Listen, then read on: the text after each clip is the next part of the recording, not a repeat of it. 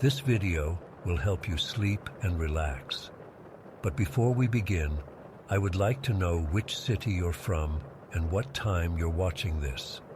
Now, subscribe to the channel, relax, and let's begin. I've been avoiding writing this down for weeks now. My therapist says it might help me process what happened, but every time I try, my hands start shaking so badly I can barely type. I guess I'll just dive in and hope I can get through it without having another panic attack. It was supposed to be a vacation. That's the most insane part of all this. I was just trying to relax.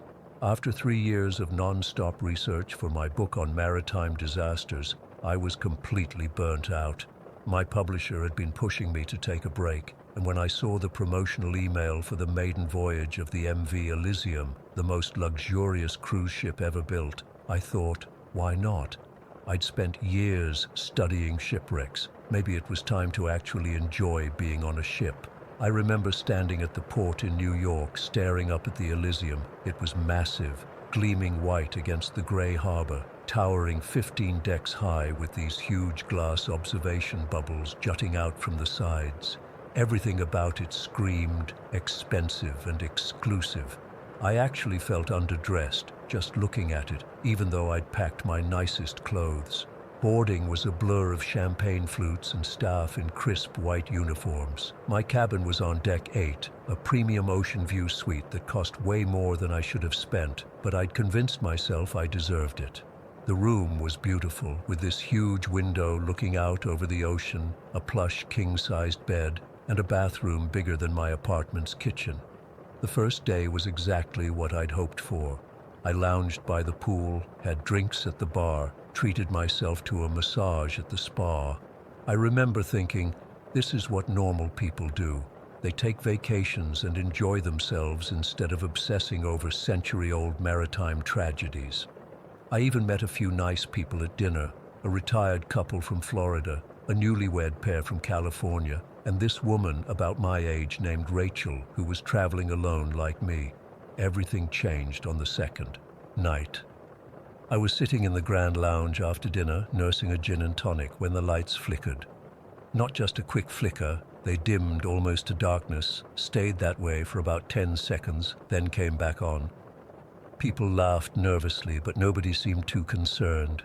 The ship was brand new after all, probably just working out some kinks, but then the temperature dropped. I'm not talking about a slight chill. It went from comfortable to freezing in seconds. I could see my breath in front of my face. Others noticed it too. People were rubbing their arms and looking around in confusion. And then, just as suddenly, everything was normal again. The staff acted like nothing had happened, offering free drinks to celebrate our first night at sea. I went back to my cabin around 11, feeling uneasy but telling myself I was being ridiculous. I'd spent too many years researching maritime disasters. Of course, my mind would jump to the worst conclusions over a simple electrical glitch. I fell asleep quickly enough, but woke up at exactly 3:15 according to the digital clock by my bed. My cabin door was open, just standing wide open, even though I distinctly remembered double-checking the lock before bed. Old habits from too many solo research trips. I got up, closed it, and checked the lock again. Back in bed, I was just drifting off when I heard it. Footsteps in the hallway. Slow, deliberate footsteps that stopped right outside my door. I froze, listening. The handle jiggled slightly. Then nothing, just silence. I didn't sleep the rest of the night. At breakfast, I looked like hell. Rachel noticed immediately and asked if I was okay. I mentioned the door thing, trying to sound casual about it. She looked concerned. "Something weird happened to me too," she said, lowering her voice. "My shower turned on by itself in the middle of the night, full blast, steaming hot. And when I went to turn it off, I swear I saw someone's reflection in the bathroom mirror. But when I turned around, nobody was there." Before we could talk more, there was a commotion a few tables over. A woman was getting increasingly upset, talking to one of the ship's officers. I couldn't hear everything, but I caught phrases like, "He never came back to the room, and you need to find him." The officer kept nodding sympathetically, but didn't seem particularly concerned. Later, I overheard staff saying a passenger had gotten drunk and was probably just sleeping it off in someone else's cabin. The way they smirked made my skin crawl. By afternoon, the ship was buzzing with the news that Mr. Peterson in cabin 1054 was officially missing. His wife was beside herself. They'd been married for 35 years, and she insisted he would never just disappear without telling her. The staff finally organized a search, but it felt half-hearted. That night, I couldn't sleep at all. I wedged a chair under my door handle and kept the bathroom light on. Around 2 in the morning, my cabin phone rang. When I answered, there was just static and what sounded like someone breathing. I hung up, and it immediately rang again. This time, when I answered, a voice whispered, "Deck 3. You need to see." I told myself I wouldn't go, that it was crazy to follow mysterious phone calls in the middle of the night. But by 4 a.m., I was too wired to stay in my cabin any longer. I figured a walk might help, and I found myself drawn to Deck 3, the lowest passenger deck. The elevator opened to a corridor that was noticeably different from the upper decks. The carpet was slightly worn, the lighting dimmer. It was colder too. I walked slowly, passing closed cabin doors. Unlike the higher decks, it seemed deserted down here. At the end of the main corridor was a door marked "Crew Only" with a piece of yellow caution tape across it. The door was slightly ajar. Every instinct told me to turn around, but instead I ducked under the tape and pushed the door open wider. Beyond was another corridor, narrower and dimly lit with emergency lights. The walls were bare metal here, not the polished wood of the passenger areas. It was freezing cold, and I could see my breath clouding in front of me. The corridor stretched ahead, ending at another door, this one unmarked and painted a dull gray. I don't know what possessed me to keep going. Maybe it was the historian in me, always looking for answers. Maybe it was something else pulling me forward. Either way, I reached that gray door and pushed it open. What I saw inside still haunts me. The room was vast, impossibly vast for being inside a ship. It stretched further than the emergency lights could illuminate, but what I could see was a series of old-fashioned ship's cabins. Not modern ones like on the Elysium, but cabins from perhaps a century ago. Each had a small brass plaque beside the door, but they were all blank. The doors stood open, revealing sparse, empty interiors. I took a few steps inside, my heart pounding. The floor seemed to shift beneath me, though the ship itself was sailing smoothly. The air was thick, like walking through invisible cobwebs. Then the door slammed shut behind me. I spun around, lunging for the handle, but it wouldn't budge. And that's when I saw him, a man in an old-fashioned maritime uniform, his face gaunt and pale, standing just a few feet away. He hadn't been there a moment before. I could see through him slightly, to the wall behind.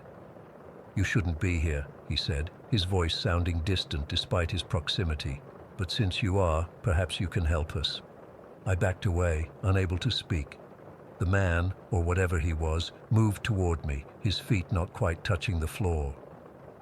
"They tricked us," he continued. "All of us. The ship takes us, one by one, adds us to the collection." "What collection?" I finally managed to ask. He gestured around at the empty cabins. "We're all here, everyone who's disappeared, everyone who will disappear." He pointed to one of the blank, brass plaques, and as I watched, letters began to appear on it, spelling out Harold Peterson. I ran. Not toward the door, I knew that was useless, but deeper into the room, looking for another way out. The cabins seemed to stretch endlessly, and more figures began appearing between them, transparent people in clothing from different eras, all watching me silently. I finally spotted a small porthole window near the far wall. It was barely big enough for me to squeeze through, but I was desperate. I pushed it open and forced myself through, scraping my sides badly. I half fell into what looked like a maintenance passage, then scrambled to my feet and ran blindly until I found a service elevator. Back in my cabin, I locked the door, pushed the dresser in front of it, and sat shaking on my bed until dawn. I must have looked completely unhinged at breakfast, because Rachel immediately pulled me aside, concern written all over her face. "Another passenger is missing," she whispered. "A young woman from deck 6. They're saying she probably fell overboard, but all her things are still in her cabin." I told Rachel everything.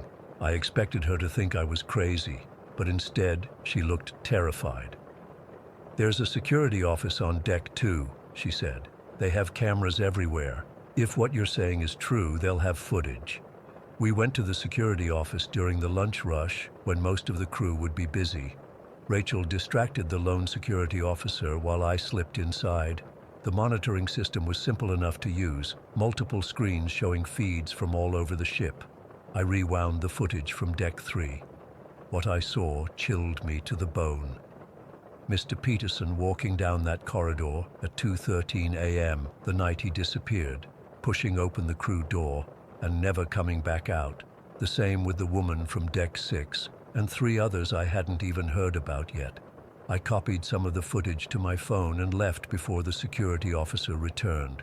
Rachel and I spent the afternoon gathering people we thought might believe us. The retired couple I'd met, Mr. Peterson's wife, a ship engineer who'd admitted to Rachel that he was having doubts about the ship's unusual design elements. That night, the 6 of us went down to deck 3. The crew door now had a padlock, but the engineer had brought tools. Once through, we followed the same corridor to the grey door. It opened without resistance this time. The room beyond was different now. Instead of cabins, there was just swirling mist and darkness with occasional glimpses of structures within. And there were more ghosts, dozens of them, forming and dissolving in the mist, reaching out toward us, their voices overlapping in a horrifying chorus. "Help us. The ship takes us. It needs souls. It's hungry." Mrs. Peterson screamed and pushed forward, reaching for a figure that might have been her husband. The engineer grabbed her, pulling her back just as the mist surged toward her like a living thing. We retreated, slamming the door shut. In the corridor, we found ourselves surrounded by ship's security, and behind them, the captain, an elderly man with cold eyes who'd been conspicuously absent most of the voyage. "I see you've discovered our little secret," he said, his voice eerily calm. "A pity. The Elysium needs to feed, you understand? A small sacrifice for such a magnificent vessel." What followed was a nightmare of confinement, threats, and lies. They locked us in separate cabins under guard. The ship turned around, heading back to New York ahead of schedule, citing mechanical issues. The passengers were told nothing about the missing people or what we'd found. 3 days later, we docked. As we disembarked, the captain pulled me aside. "No one will believe you," he whispered. "The Elysium was built for a purpose. The Bermuda Triangle has claimed thousands of souls over the centuries. This ship, this beautiful ship, gives them a home, and in return, it needs new souls to join them. A fair exchange, wouldn't you say, Dr. Keller? A historian like you should appreciate the elegance of it." I don't know how he knew my background. I never told anyone on that ship what I did for a living. The Elysium never sailed again after that voyage. The company cited structural concerns and kept it docked in New York Harbor. Sometimes I go there just to look at it from a distance. I can see figures moving behind the windows sometimes, even though the ship is officially empty. The others who were with me that night won't talk about it. Rachel changed her number. The engineer took a job overseas. Mrs. Peterson committed suicide a month after we returned. I've tried telling people what happened, but the captain was right. No one believes me. And sometimes, late at night, my phone rings. When I answer, there's just static and whispers and the sound of waves against a hull. Story 2. I've been driving trucks for 15 years. 15 years of endless highways, greasy diners, and the kind of solitude that either breaks you or becomes part of you. You develop instincts in this job. You learn to read the road, the weather, other drivers. But nothing, absolutely nothing, in those 15 years prepared me for what happened on Highway 51 last October. I was hauling farm equipment from Kansas City to Montana. Standard job, decent pay. The dispatcher warned me about an incoming weather system, but I figured I could outrun it if I pushed through the night. Rookie mistake. Should have just waited it out. It was around 10:30 at night when I first noticed the temperature dropping. My truck's thermometer showed it plummeting fast, 58 degrees, then 45, then 36 in the span of maybe 20 minutes. That's when the fog started rolling in.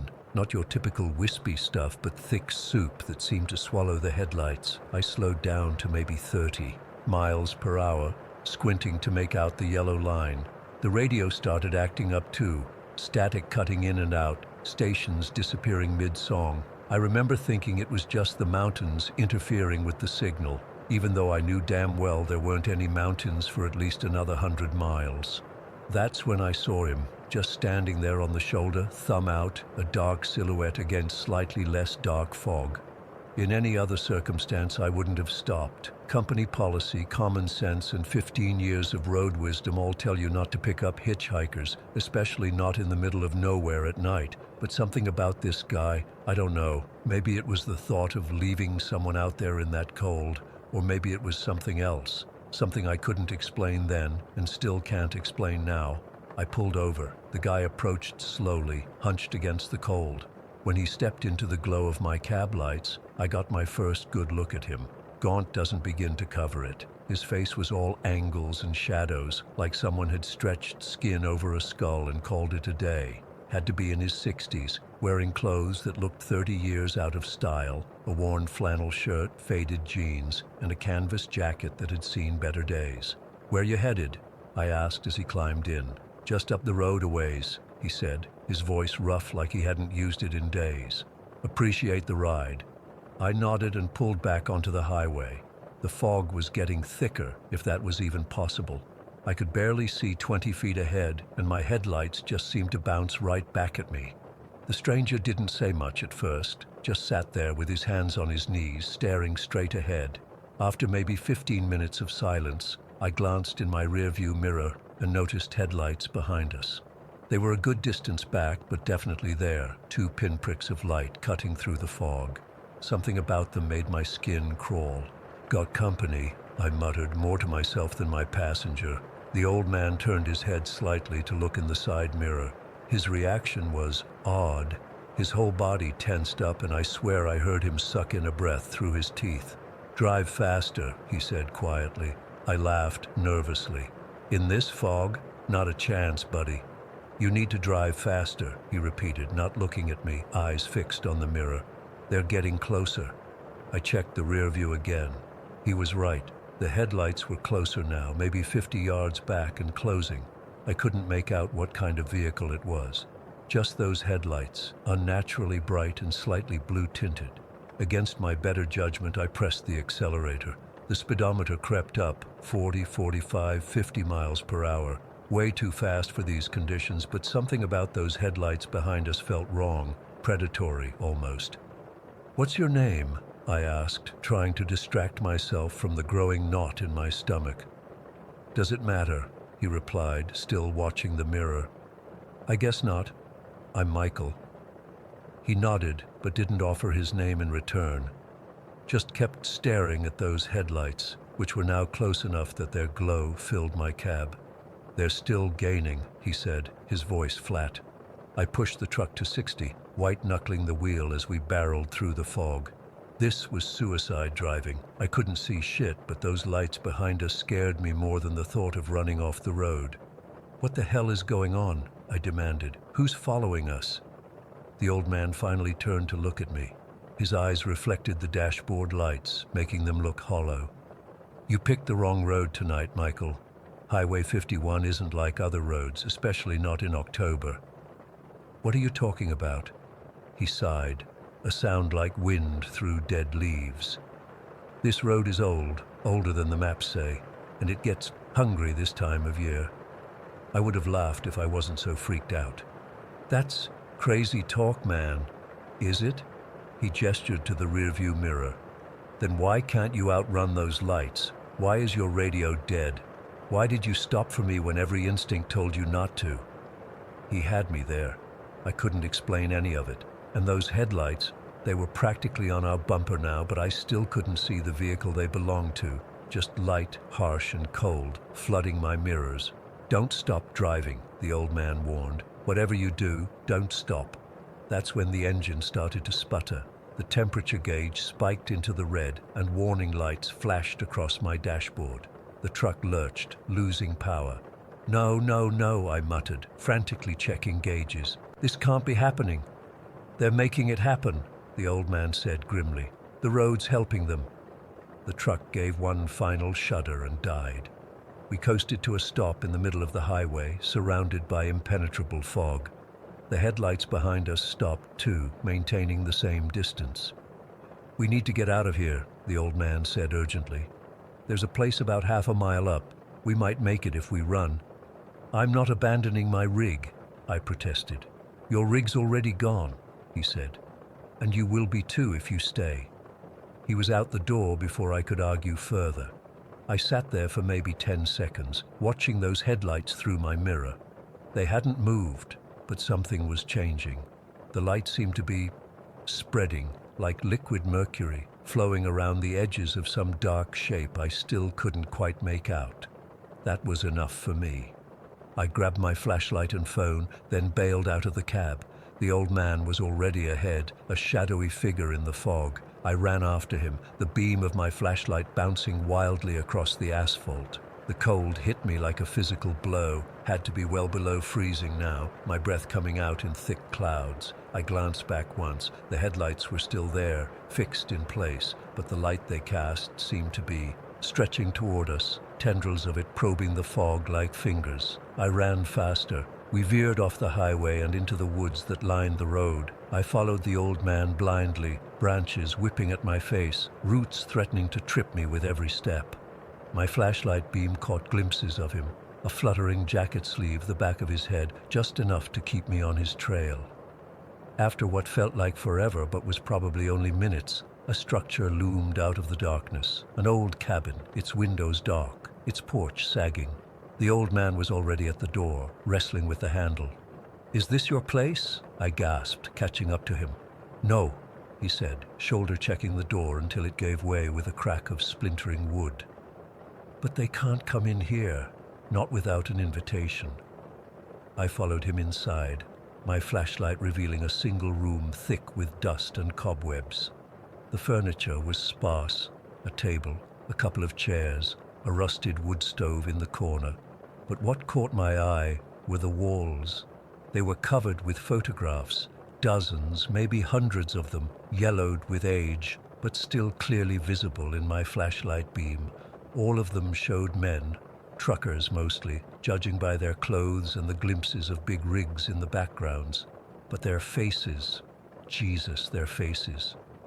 They all had the same expression, a 1,000-yard stare, eyes wide but somehow empty, mouths set in grim lines, like they'd seen something that hollowed them out from the inside. "What is this place?" I whispered, feeling sick. The old man was pacing the perimeter of the room, checking windows. A way station, you might call it, for those who got away, at least for a while. I moved closer to one of the photos. The guy in it looked familiar somehow. Then it hit me. He looked like an older version of the man who'd hired me at my first trucking job 15 years ago. But that couldn't be right. The photo had to be decades old. "These people," I said, "what happened to them?" The old man paused by a window, peering out into the darkness. "Same thing that almost happened to you tonight. They drove Highway 51 in October. They saw the lights. Some got away temporarily." He turned to face me. "None got away permanently." A chill ran down my spine that had nothing to do with the cold. "What are you saying?" "I'm saying," he began, but cut off suddenly, his eyes fixed on something behind me. I spun around. Through the cabin's single window, I could see it, that same blue-tinted light filtering through the trees, getting closer. "They followed us," I said, panic rising in my throat. The old man backed away from the window. "No, they followed you." And that's when I realized the flashlight beam illuminating his face showed something I hadn't noticed before. His eyes had the same hollow look as the men in the photographs, the same 1,000-yard stare. "You're one of them," I said, backing toward the door. "All of you in these pictures." He didn't deny it. We all made the same mistake you did. We drove 51 in October. We picked up someone who needed a ride. The blue light was getting brighter outside, filtering through every crack in the cabin walls. The temperature was dropping rapidly. I could see my breath hanging in the air between us. "What are they?" I asked, my voice barely a whisper. "Road ghouls, highway ghosts, vengeful spirits. Does it matter what you call them?" the old man said. "They're what happens when a place sees too much death. Highway 51 was built over an old trail where hundreds died. Settlers, Native Americans, soldiers. The road remembers, and it takes its toll." A sound came from outside. Not quite a voice, not quite a wind. Something in between. A moan that seemed to vibrate through the walls themselves. "They're here," the old man said, his voice strangely calm. "I'm sorry, Michael. I really am. But better you than me this time." Before I could react, he lunged forward and shoved me hard. I stumbled backward, crashing through the already damaged door and onto the porch. The cold outside was unbearable now, a burning sensation on any exposed skin. And the light, it was everywhere, surrounding the cabin, pulsing like something alive. I scrambled to my feet, but it was too late. The light was coalescing, taking shape. A figure formed from it, or multiple figures, it was hard to tell. They seemed to shift and merge, separating and coming together again like smoke. But the eyes, I could see those clearly. Blazing points of that same blue-white light fixed directly on me. I don't remember much after that. The cold became intense, painful, then suddenly numbing. The light grew brighter until it was all I could see. I remember a sensation of falling, of being pulled down into something vast and hungry. When I came to, it was dawn. I was sitting in my truck, parked on the shoulder of Highway 51. The engine was running, the heater blasting. The passenger seat was empty. No sign of the old man. My phone showed I had 17 missed calls from dispatch, spanning over 6 hours. As I sat there, trying to make sense of what had happened, I noticed something in my rearview mirror. A figure standing on the roadside, maybe 50 yards back, just watching. Even at that distance, I could see the blue glow where its eyes should be. I floored it. Didn't stop driving until I hit the Montana state line, my hands shaking so bad I could barely keep the wheel straight. That was 3 weeks ago. I quit my job the next day, told them I was done with long hauls. They thought I was having a breakdown. Maybe I am. But I know what I saw. I know what's out there on Highway 51. A graveyard disguised as a highway, a trap for lost souls, for tired truckers who make the mistake of picking up a passenger on a foggy October night. Sometimes I look in the mirror and I swear I can see a hint of that same hollow look that was in the old man's eyes, in the eyes of all those men in the photographs, like something essential was taken from me that night, something I'll never get back. And sometimes when I'm trying to sleep, I see those blue lights in the darkness behind my eyelids, waiting, patient, knowing that sooner or later Highway 51 always collects its toll. Story 3. I've lived in Swords Creek, Virginia my whole life, same as my parents and their parents before them. When you grow up in these parts of Appalachia, you learn certain things without anyone having to sit you down and explain them. They're just understood. Don't go into the woods after dark. Don't whistle at night. If you hear your name called from the trees, don't answer. Simple stuff that keeps you safe. I never really questioned these rules growing up. They were just part of life here, like knowing to nod at Mr. Wilson when you pass his porch, or that Mrs. Haley's pies are always better than whatever they serve at the church potluck. But after what happened last month, I understand now. I understand why my grandpa would always fall silent when we'd drive past certain hollows. Why my mom would draw the curtains tight once the sun went down. It started the day after we buried Reggie. He was one of my oldest friends. We'd been close since elementary school. The three of us, me, Reggie, and James, were inseparable growing up, climbing trees, catching crawdads in the creek, typical country kid stuff. We stayed close even as adults, even though life pulled us in different directions. Reggie worked at the sawmill, James got on at the power company, and I ended up doing maintenance work at the county buildings. Reggie's death hit us hard. Car accident on Route 19, coming home late from Bristol. The funeral was brutal. His mama couldn't stop crying, and his little sister just sat there staring at nothing. After the burial, James and I couldn't face going home yet, so we went back to my place with a bottle of Reggie's favorite, bourbon. We sat on my back porch for hours, watching the sun go down over the ridgeline, talking about Reggie. Remember when he fell out of the hickory tree and broke his arm but still insisted on swimming the next day with a garbage bag taped over his cast? Remember when he talked Shelby Matthews into going to prom with him by serenading her with that terrible Bon Jovi song? We laughed until we cried, then just cried for a while. It was nearly midnight when James decided he should head home. He'd had a lot to drink, so I offered to walk him. His place is only about a mile from mine, but to get there the quick way means cutting through a stretch of woods. Any other time, I would have taken the road. But I was drunk, emotional, and not thinking straight. Plus, I'd walked that path 100 times growing up. So we took the trail through the woods. It was a clear night, but the trees block most of the moonlight. I had my phone flashlight, which cast weird shadows between the trees. James was stumbling a bit, leaning on me, still talking about Reggie. We made it to his house, and I made sure he got inside okay. Then I turned around to head back alone. That's when I broke the rule.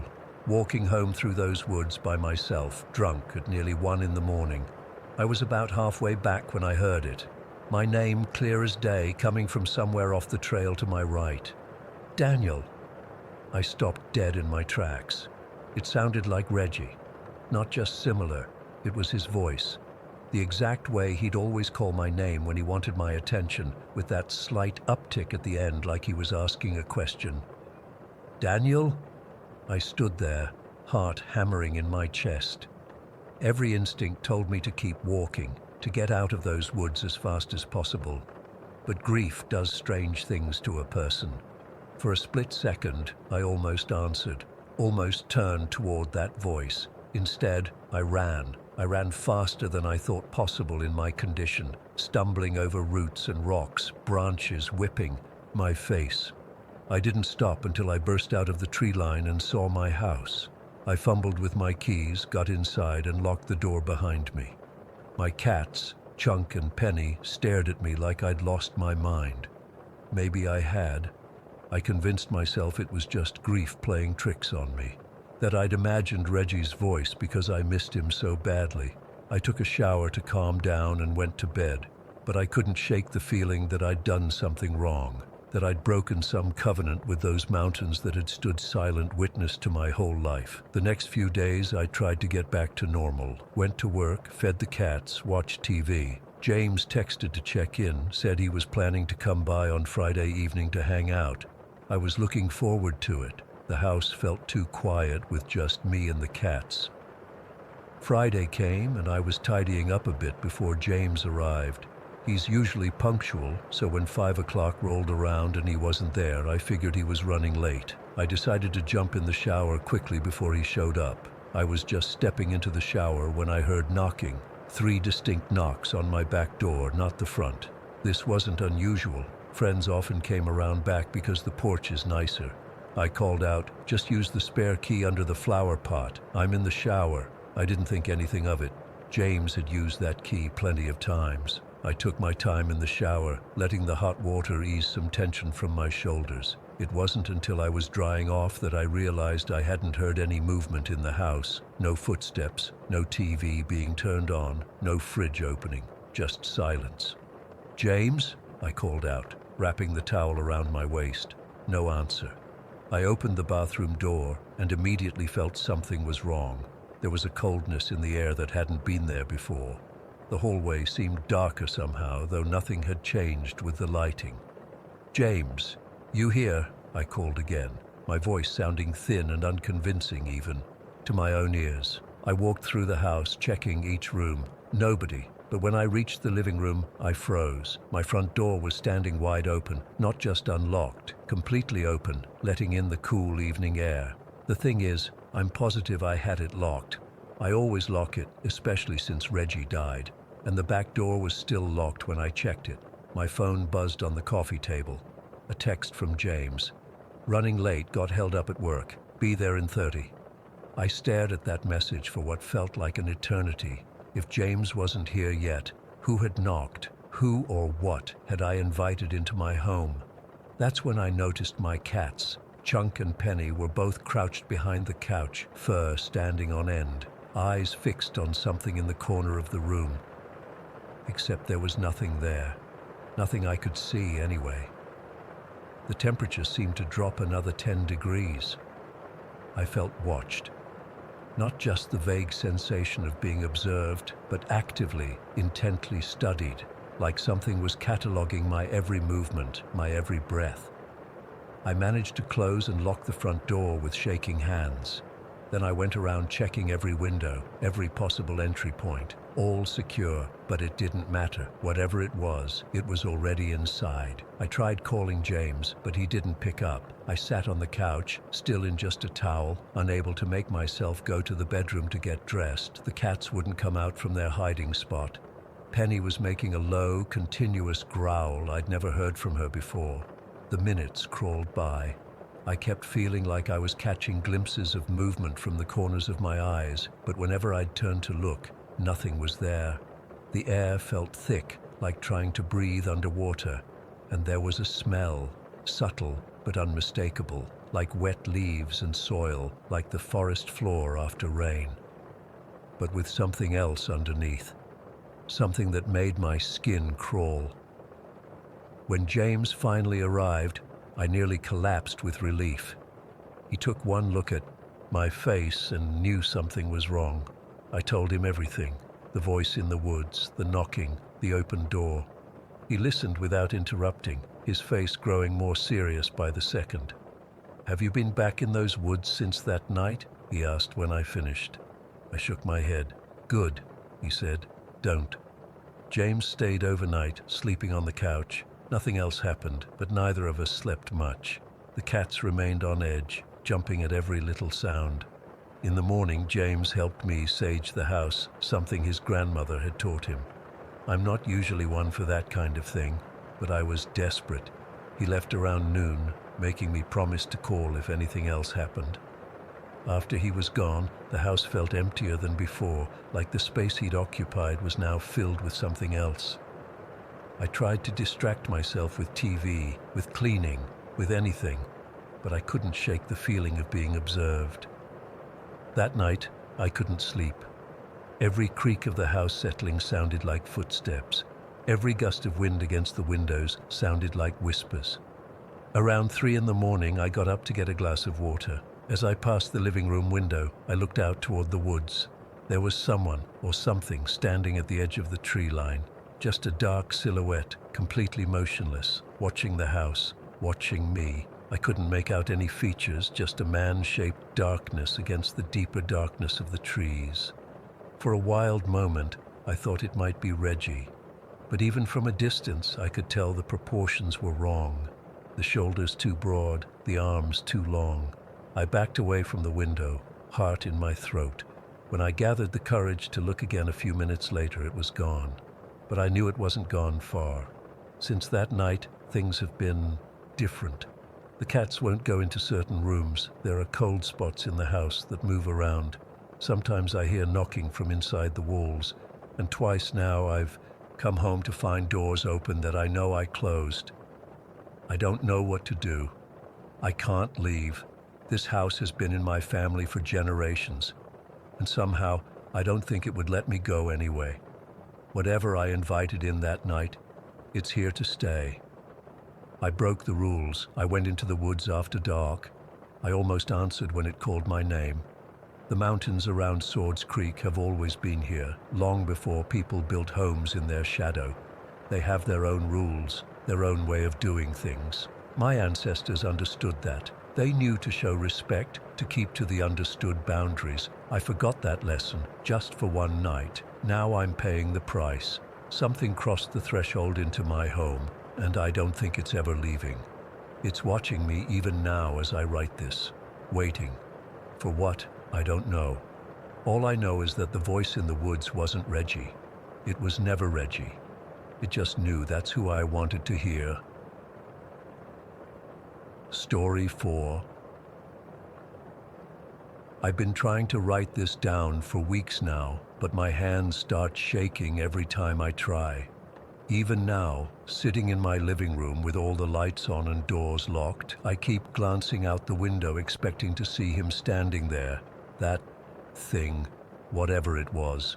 I moved to Ashbrook about 3 months ago from Chicago. I needed a change after my divorce, somewhere quiet where I could work remotely and just breathe. The housing prices were dirt cheap compared to the city, and the pictures online showed this beautiful little town surrounded by forests and mountains. Perfect, right? When I arrived, I realized why everything was so affordable. Ashbrook is basically the definition of middle of nowhere. One main street with a handful of stores, a diner, and not much else. The nearest Walmart is 45 minutes away, but the cottage I rented was nice enough, sitting at the edge of town with a great view of the woods. Exactly what I needed to clear my head. The locals were friendly in that small town way, curious about the newcomer but not pushy. I started going to the local diner for breakfast most mornings, and that's where I first heard about the Watcher. I was sitting at the counter when I overheard a couple of older guys talking about someone who'd been hiking near the old Mason cabin and came back not right in the head. One of them noticed me listening and gave me this look that made the hair on my arms stand up. "You're the city boy who moved into the Wilkins place, right?" he asked. His name was Earl, I later learned. I nodded, and he leaned in closer. "Word of advice? Stick to the trails near town. Don't go wandering deep in those woods, especially not near that old cabin." His friend, a guy with a wild gray beard, nodded solemnly. "The Watcher doesn't take kindly to visitors." I nearly choked on my coffee trying not to laugh. "The Watcher? Seriously?" They didn't laugh back. The waitress, Jenny, came over and gave them a look. "Don't go scaring him with those old stories," she said, but there was something tight in her voice. I asked what they were talking about, and Jenny hesitated before answering. "Just local superstition.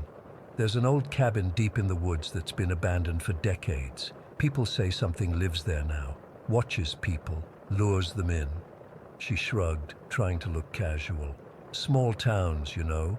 We need something to talk about." I didn't think much of it at the time. Every small town has its boogeyman, right? Keeps the kids from wandering too far. I figured it was just part of the local color. That was 6 weeks ago. God, I wish I'd listened. Last Friday started normal enough. I finished work early and decided to go for a hike. The weather was perfect, that crisp autumn air that makes your lungs feel clean. The fog that usually blankets the valley had lifted, and I thought it would be a good chance to explore deeper into the woods than I had before. I packed light, just water, a protein bar, and my phone. I downloaded an offline map of the area, and there was a trail marked that would take me in a loop through the forest. According to the map, I'd be back well before dark. The first hour was peaceful. The trail was well maintained, winding through stands of pine and oak. I passed a few small streams, took some photos of a deer and her fawn. Normal hike stuff. But then the trail started to get narrower, less defined. I checked my map and realized I must have taken a wrong turn somewhere, but I wasn't worried. I could still see where I'd come from, and my phone showed I wasn't far from the main trail. That's when the fog started rolling in. It wasn't normal fog. It moved, purposefully, like it was flowing around the trees rather than through them. Within minutes, it was so thick I could barely see 10 feet ahead. The temperature dropped suddenly, and I pulled my jacket tighter. I decided to head back, but when I turned around, the path I'd been following seemed to have disappeared entirely. I checked my phone, but suddenly there was no signal, and the map app was glitching, showing me in the middle of nowhere. I'm not usually one to panic, but something about that fog felt wrong. It seemed to muffle all sound, and there was this smell, like wet earth and something else, something rotting. I picked a direction and started walking, hoping to find the trail again. After about 20 minutes, I noticed a faint light in the distance. Relief washed over me. Maybe it was a ranger station or another hiker with a lantern. I moved toward it, having to duck under branches and step over fallen logs. The terrain was getting rougher, but that light kept me going. Finally, I pushed through a thicket and found myself in a small clearing. In the center stood a cabin. It was exactly how you'd picture a forgotten woodland cabin. Dark wood gone gray with age, a sagging roof, windows clouded with dirt. Except for one window, which glowed with a warm yellow light. I stood there for a moment, trying to decide what to do. This had to be the cabin they'd talked about at the diner. The Watcher's cabin. In the daylight, with people around, those stories had seemed ridiculous. Standing alone in the fog, they suddenly felt very real. But I was lost, cold, and the fog was only getting thicker. If someone was in there, they might help me find my way back to town. If not, maybe I could at least wait out the fog inside. I approached slowly, noticing details as I got closer. Claw marks on the door, symbols carved into the porch posts, a pile of something near the steps that looked disturbingly like bones. I should have turned back right then. Every instinct was screaming at me to run, but where would I run to? I was already lost. I stepped onto the porch, wincing at the loud creak of the boards. The smell was stronger here, that same rotting scent I'd noticed in the fog, but worse, like meat left too long in the sun. I knocked, not really expecting an answer. When none came, I tested the door handle. It turned easily, and the door swung inward with a long, drawn-out groan. The interior was a single room, a bed against one wall, a table with a chair, a small wood stove. An oil lamp on the table was the source of the light I'd seen. Everything was covered in a layer of dust except the chair. The chair looked clean, recently used, and sitting in it was a figure. At first, I thought it was a man, an old, sick man. His skin was so pale it was almost translucent, stretched tight over his bones like shrink wrap. His eyes were sunken deep in their sockets, but they caught the lamplight in a way that made them gleam. He was dressed in what might have once been normal clothes, but they were tattered and stained with things I didn't want to identify. For a moment we just stared at each other. Then his face split into a smile that was too wide, revealing teeth that were black and rotting in his gums. "Welcome," he said, and his voice was like dry leaves being crushed. "I've been waiting for you." I backed up immediately, reaching for the door behind me, but it slammed shut. I hadn't touched it. Nothing had touched it. It just closed. The figure rose from the chair with a series of movements that weren't right. They were jerky, like a marionette being pulled by invisible strings. His joints bent at angles that human joints don't bend. "You shouldn't be out in the fog," he said, taking a step toward me. "It's not safe. Stay here. Stay with me." I grabbed the door handle and pulled, but it wouldn't budge. The thing, kept coming toward me, his movements becoming smoother, more predatory. I looked around frantically for another way out. There was a window to my right, small but maybe big enough to squeeze through.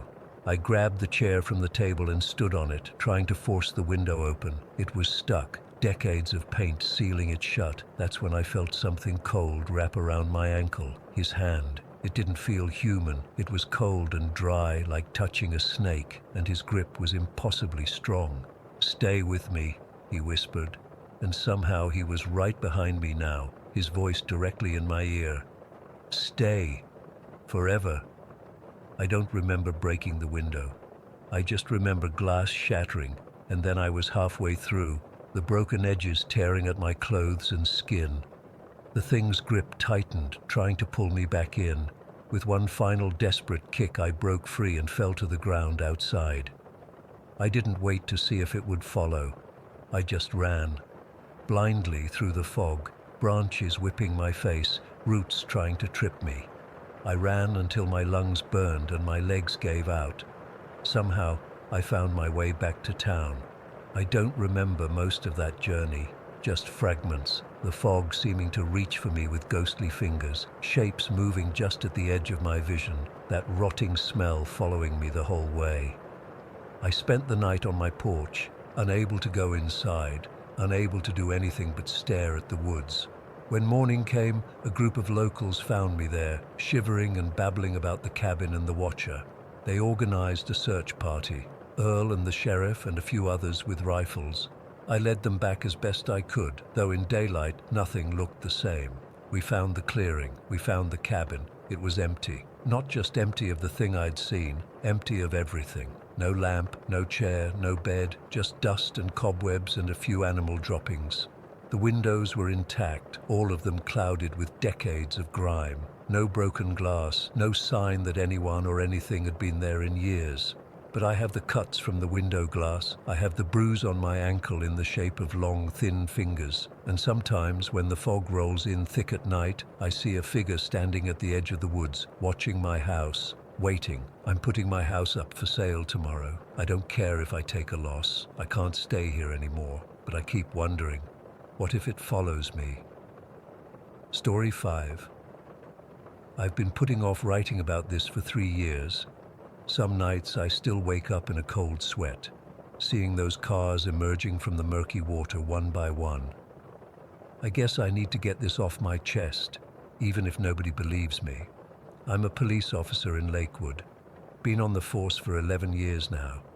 You think you've seen everything, then something like this happens and reminds you how wrong you are.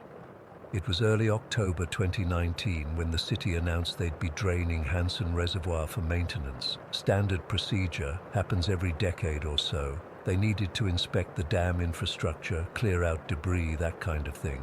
I got assigned to oversee security during the operation, making sure nobody got too close to the heavy machinery or wandered into dangerous areas. The first day was completely routine. The engineers set up their equipment, and the water level started dropping gradually. There were a few curious onlookers, mostly locals who wanted to see what the bottom of their fishing spot looked like. Nothing unusual. By the second day, something caught my attention. An elderly man, maybe in his 70s, kept showing up at different observation points around the reservoir. He wasn't doing anything wrong, just watching, but something about his intensity bothered me. Most people would watch for a few minutes, take some pictures, then leave. This guy stayed for hours, his eyes fixed on the northeastern section of the reservoir as the water receded. When I approached him, he'd nod politely and move to another spot. After the third time this happened, I decided to keep a closer eye on him. On the third day, things got weird. I arrived for my shift at 6 in the morning to find the engineering crew in a state of agitation. Apparently, they'd hit a snag overnight. Something large was blocking one of the drainage points in the northeastern section, exactly where the old man had been watching. We're getting unusual resistance on the northeastern quadrant, the lead engineer told me, pointing at his monitors. Could be a fallen tree or large debris. I radioed for a small boat to check it out. 2 engineers went out to investigate while I watched from the shore. The reservoir was about half drained by then, revealing slick, muddy banks and the occasional shopping cart or bicycle that had been thrown in over the years. When the engineers reached the spot, they used a long metal pole to probe whatever was down there. I could see them gesturing excitedly to each other. One of them made a call on his radio. "Officer Chen, we've got something solid down here. Feels like metal, large object, possibly a vehicle." My heart sank immediately. In police work, finding a submerged vehicle is rarely good news. I called it in and requested a recovery team. By midday, we had divers and a tow truck on site. The crowd of onlookers had grown, including the old man, who now stood at the edge of the perimeter tape, his face ashen. The divers confirmed it was a car, specifically a 1987 Buick Regal. When they attached the tow cables and the vehicle slowly emerged from the water, coated in mud and algae, a collective gasp went through the crowd. The car was intact, but clearly had been down there for decades. The windshield was cracked, and there was visible damage to the driver's side door. What made my blood run cold was seeing a silhouette inside. Someone was still in there. My supervisor arrived as we secured the scene. The medical examiner's office sent a team, and we established a proper perimeter. When they opened the car door, water and mud poured out, along with the unmistakable smell of decades-old decay. Inside was what remained of a human body, still strapped in the driver's seat. I've seen bodies before, but this was different. This person had been underwater for so long that the remains were mostly skeletal, preserved partially by the cold water and mud. Clothing remnants clung to the bones, what looked like a business suit. A wallet was found in what remained of the back pocket. The ID inside belonged to Harold Winters, reported missing in 1992. 27 years underwater. That should have been the end of it. A sad resolution to a missing persons case, presumably a suicide or accident, but it wasn't, not even close. As the draining continued throughout the day, the engineers reported more anomalies in the same northeastern section. By afternoon, divers had located another vehicle about 30 yards from the first one. This time it was a Ford Taurus from the late 80s. My supervisor pulled me aside. "Chen, I don't like this. One car could be an accident. 2 cars in the same area." He didn't need to finish. We both knew what it might mean. The second car was pulled out as dusk approached. Inside was another body. The medical examiner made a preliminary identification based on effects found in the car. Michael Lawson, who had disappeared in 1988, 4 years before Winters. I noticed the elderly man was still there, watching the recovery with tears streaming down his face. This time when I approached him, he didn't move away. "Sir, did you know these people?" I asked. He wiped his eyes. "Harold was my friend," he whispered. "I've been waiting for someone to find him for 27 years. His name was Frank Malone. He'd worked with Harold Winters at First Lakewood Bank in the early 90s. I took his contact information and promised to follow up once we knew more. That night, I couldn't sleep. Something about the car's positioning bothered me. They weren't randomly scattered across the reservoir bed. They were clustered in that northeastern section, almost deliberately placed. The next morning confirmed my worst fears. As draining continued, 3 more vehicles emerged from the mud: a 1985 Chevrolet Cavalier, a 1989 Honda Accord, and a 1990 Toyota Camry. Each one contained human remains. The Chevrolet held Diane Keller, missing since 1990. The Honda contained Jennifer Santos, who vanished in 1989, and in the Toyota was Robert Finch, gone since 1991. 5 cars, 5 bodies, all disappeared between 1988 and 1992. The case exploded. Media descended on Lakewood. The FBI arrived. We established a joint task force, and I got assigned to it because I'd been there from the beginning. The forensic examination revealed something even more disturbing. 4 of the 5 victims, Lawson, Keller, Santos, and Finch, had suffered similar blunt force trauma to the back of the head before entering the water. Only Winters showed no signs of trauma. We started connecting the dots. All 5 victims had some association with First Lakewood Bank. Winters and Lawson had been employees. Keller, Santos, and Finch had been regular customers. I interviewed Harold Winters' widow, now in her 70s. She broke down crying. When I told her we'd found her husband. "I always knew something happened to him," she said. "Harold would never have abandoned us." She told me Harold had been acting strangely in the weeks before his disappearance. Anxious, checking the locks repeatedly at night, making sure their children were always accounted for. He mentioned problems with a security guard at the bank, she said. Thomas something. Said the man was trouble but wouldn't explain why. Thomas Graydon. He'd worked security at First Lakewood Bank from 1987 to 1992, then abruptly resigned and left town shortly after Winters disappeared. We found Frank Malone again, the elderly man from the reservoir.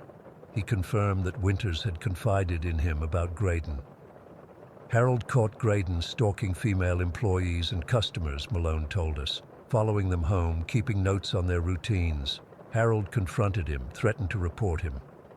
Then Malone dropped the bombshell. The day before Harold disappeared, he told me something that didn't make sense at the time. He said Graydon had offered him a deal, said if Harold helped him stage his own suicide as a disappearance, his family would get the insurance money and Graydon would leave town for good. It was a devil's bargain. Winters had terminal cancer, diagnosed just months earlier. He'd kept it secret from most colleagues, but his medical records confirmed it. He had maybe 6 months to live, and his family would be left with nothing but medical debt if he died naturally. But if he disappeared, presumed dead but with no body found, the insurance would pay out after the statutory waiting period. So Harold Winters made a deal with the devil. He helped Graydon fake his suicide, driving his own car into Hanson Reservoir in exchange for his family's financial security. What he didn't know was that Graydon had already killed 4 people and hidden their vehicles in the same spot. We tracked Graydon down in Arizona, living under the name Thomas Gray. At 65, he was a frail shadow of the man in his personnel photo from the bank, but the eyes were the same, cold, calculating. He confessed almost immediately, as if relieved to finally tell someone. He'd targeted bank customers who came in regularly with cash deposits or withdrawals, followed them, learned their routines, then attacked them when they were vulnerable. He'd knock them unconscious, drive their cars to Hanson Reservoir at night, and send them into the water. When Winters discovered him stalking a young female teller, Graydon offered him the deal, help stage his suicide, ensure his family got the insurance money, and Graydon would disappear forever. What Winters didn't know was that Graydon had picked that spot in the reservoir because he knew the cars wouldn't be found for decades. 5 cars, 5 lives, all hidden beneath the surface of a place thousands of people visited every year to fish, swim, and boat, never knowing what lay beneath. The victims' families finally got closure, but I'm not sure I ever will. Sometimes I wake up thinking about how many other reservoirs, lakes, and ponds might hide similar secrets. How many killers chose water as their accomplice, knowing it would keep their secrets safe for decades? When I drive past Hanson Reservoir now, I can't help but slow down and stare at that northeastern section. The water looks so peaceful, so normal. But I know better. I know what waited silently in the mud for 27 years until the water receded and gave up its dead. And I wonder what other secrets are still waiting to be found, just beneath the surface. Story 6. I've been debating whether to post this for weeks now.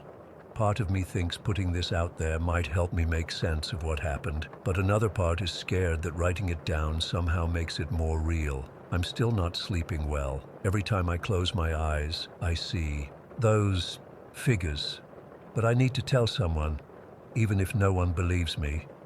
This happened about 3 weeks ago. I was driving from Denver to Los Angeles for a job interview. Nothing fancy, just a graphic design position I was pretty excited about. I'd made the drive once before, so I knew it was long but manageable. Left early in the morning, around 5 a.m., planning to stop somewhere in Nevada for the night. Everything was normal until I hit western Utah. It was late afternoon, maybe around 4 or 5. The sun was still up but starting to get that golden hour glow. I was cruising along I-70 when I saw the construction signs. Orange cones funneled traffic into a single lane, then completely off the highway. There was a temporary sign pointing to a dirt road detour. Nothing too weird about that. Construction happens, right? The dirt road looked decent enough, hard-packed, wide enough for 2 cars to pass each other, though I hadn't seen another vehicle since turning off. I figured it would loop back to the highway after a few miles. My GPS lost signal almost immediately, but I wasn't worried. Just follow the detour, that's all I needed to do. After about 20 minutes, I started getting this weird feeling in my stomach. The detour was taking way too long. The dirt road just kept going, straight lines cutting through flat desert with these massive red rock formations in the distance. Beautiful but unsettling because I'd never seen this landscape before on previous trips through Utah.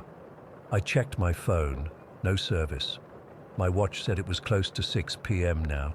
The road still stretched ahead. No signs, no indication of when it would rejoin the highway. I thought about turning around, but I'd already come so far. Surely the highway would appear soon. As the sun started to set, that's when the real panic set in. I hadn't seen another car, person, or even a detour sign since leaving the highway. Just this dirt road cutting through the desert like it had always been. There. My gas gauge was still showing 3/4 full, but I couldn't help checking it every few minutes. Just when I was seriously considering turning around, I spotted something in the distance. A small building with what looked like gas pumps. Relief washed over me.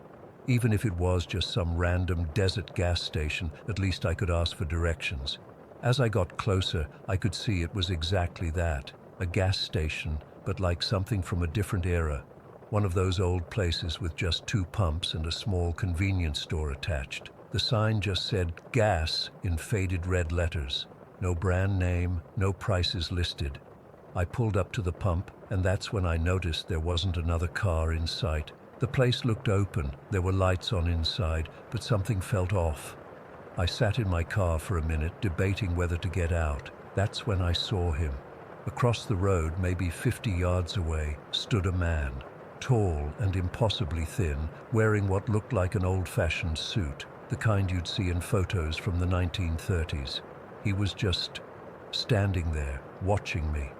I couldn't make out his face clearly in the fading light, but I could feel his eyes on me.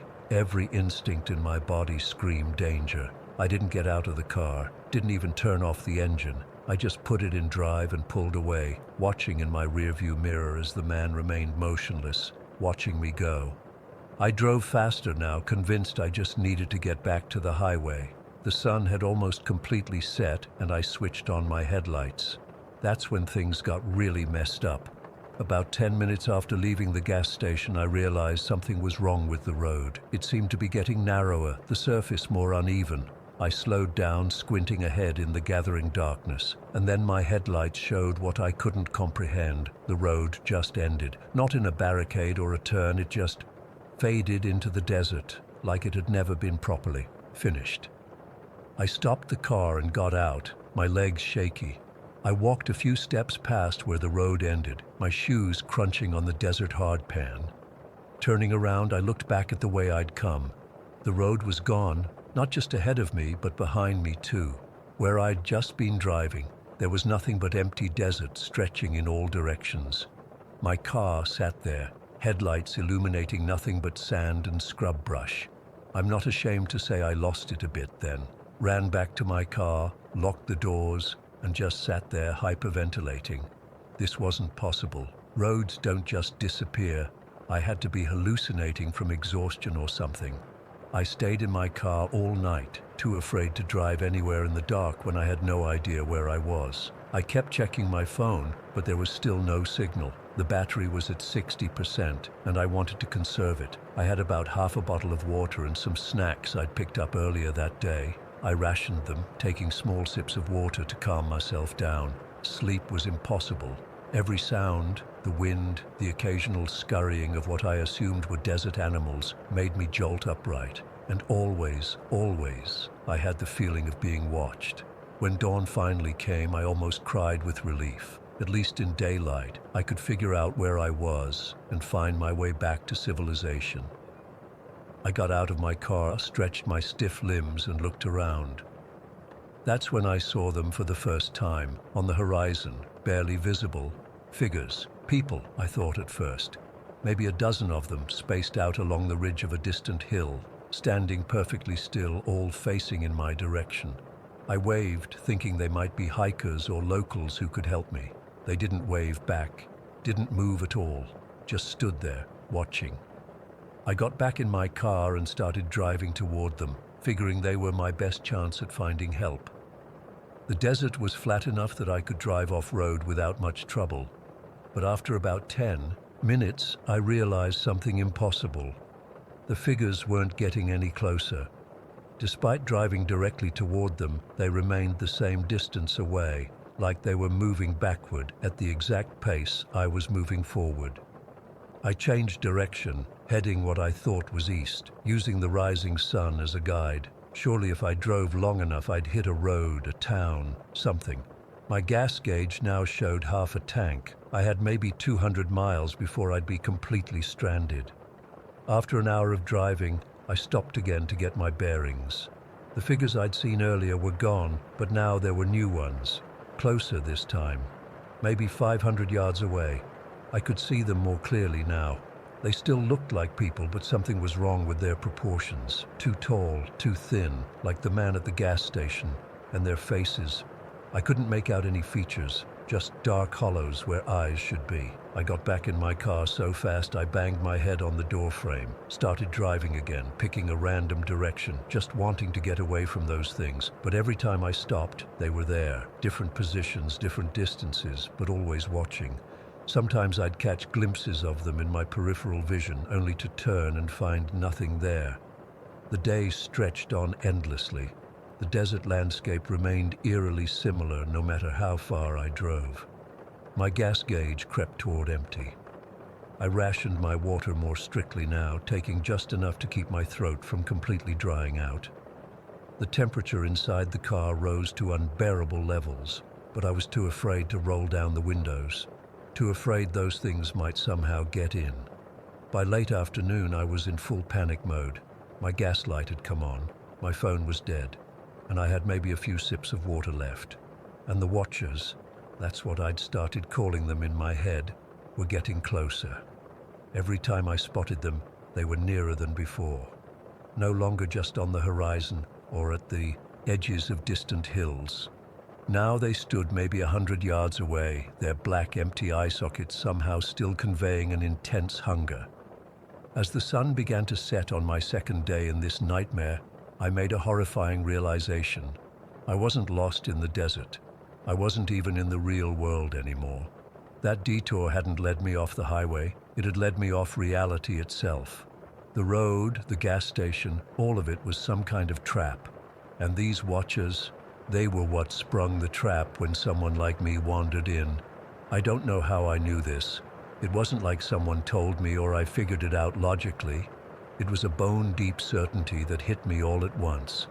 This place existed alongside our world, but separate from it. A pocket dimension, a parallel reality, whatever you want to call it. And it had rules. The watchers couldn't approach directly. They had to be patient, wait for me to weaken, wait for night to fall. As darkness closed in again, I saw lights in the distance. Not the weird gas station this time, but what looked like a small town. Streetlights, buildings, signs of civilization. Hope surged through me, but it was immediately tempered by suspicion. Was this real or another trap? With my gas needle hovering just above empty, I didn't have much choice. I drove toward the lights, constantly scanning for the watchers. I couldn't see them anymore, but I could feel them behind me, following. The town, if you could call it that, was just a main street with a few buildings on either side. Old-fashioned, like something from the 50s, but unnervingly pristine. No dust, no wear and tear. As I drove slowly down the empty street, I noticed there weren't any people. No cars parked along the curb. Just empty buildings with lights on inside. I stopped in front of what looked like a diner. Through the windows I could see tables, chairs, even plates of food, but no customers, no staff, just emptiness and light. That's when I saw my reflection in the diner window, except it wasn't exactly me. My face looked gaunt, my eyes sunken and dark. For a terrifying moment, I thought I was turning into one of them, one of the watchers. I looked away, heart pounding, and when I looked back, my reflection was normal again. But in the window behind my reflection, I could see them, the watchers, dozens of them now, lining the street behind my car, still keeping their distance, but closer than ever before. Their suits and dresses from another era hung off their impossibly thin frames, and those eyes, those horrible black voids, all fixed on me. I gunned the engine, tearing down the main street and out the other side of the town, back into the desert darkness, running on fumes now, no idea where I was going, but knowing I couldn't stay. The next few hours are hard to describe. My car finally ran out of gas in the middle of nowhere. The watchers surrounded me now, just outside the reach of my headlights, which were quickly dimming as my battery drained.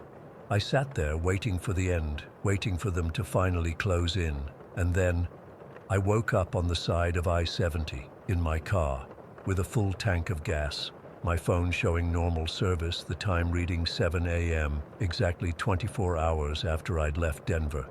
There was no construction, no detour signs, no evidence anything had happened at all, except for the desert dust covering my car and the complete emptiness of my water bottle and snack wrappers.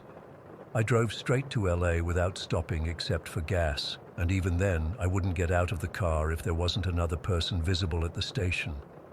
Got to my interview on time, somehow managed to act normal enough to get the job.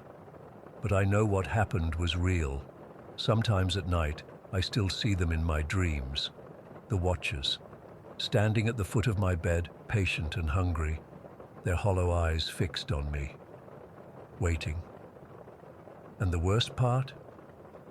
Sometimes when I catch my reflection in a window or mirror when I'm tired or not paying attention, I see it again. That gaunt face, those dark, sunken eyes, like a part of me is still there, still trapped in that place where the road disappeared.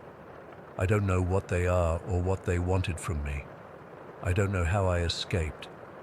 All I know is that I'm never driving through Utah again.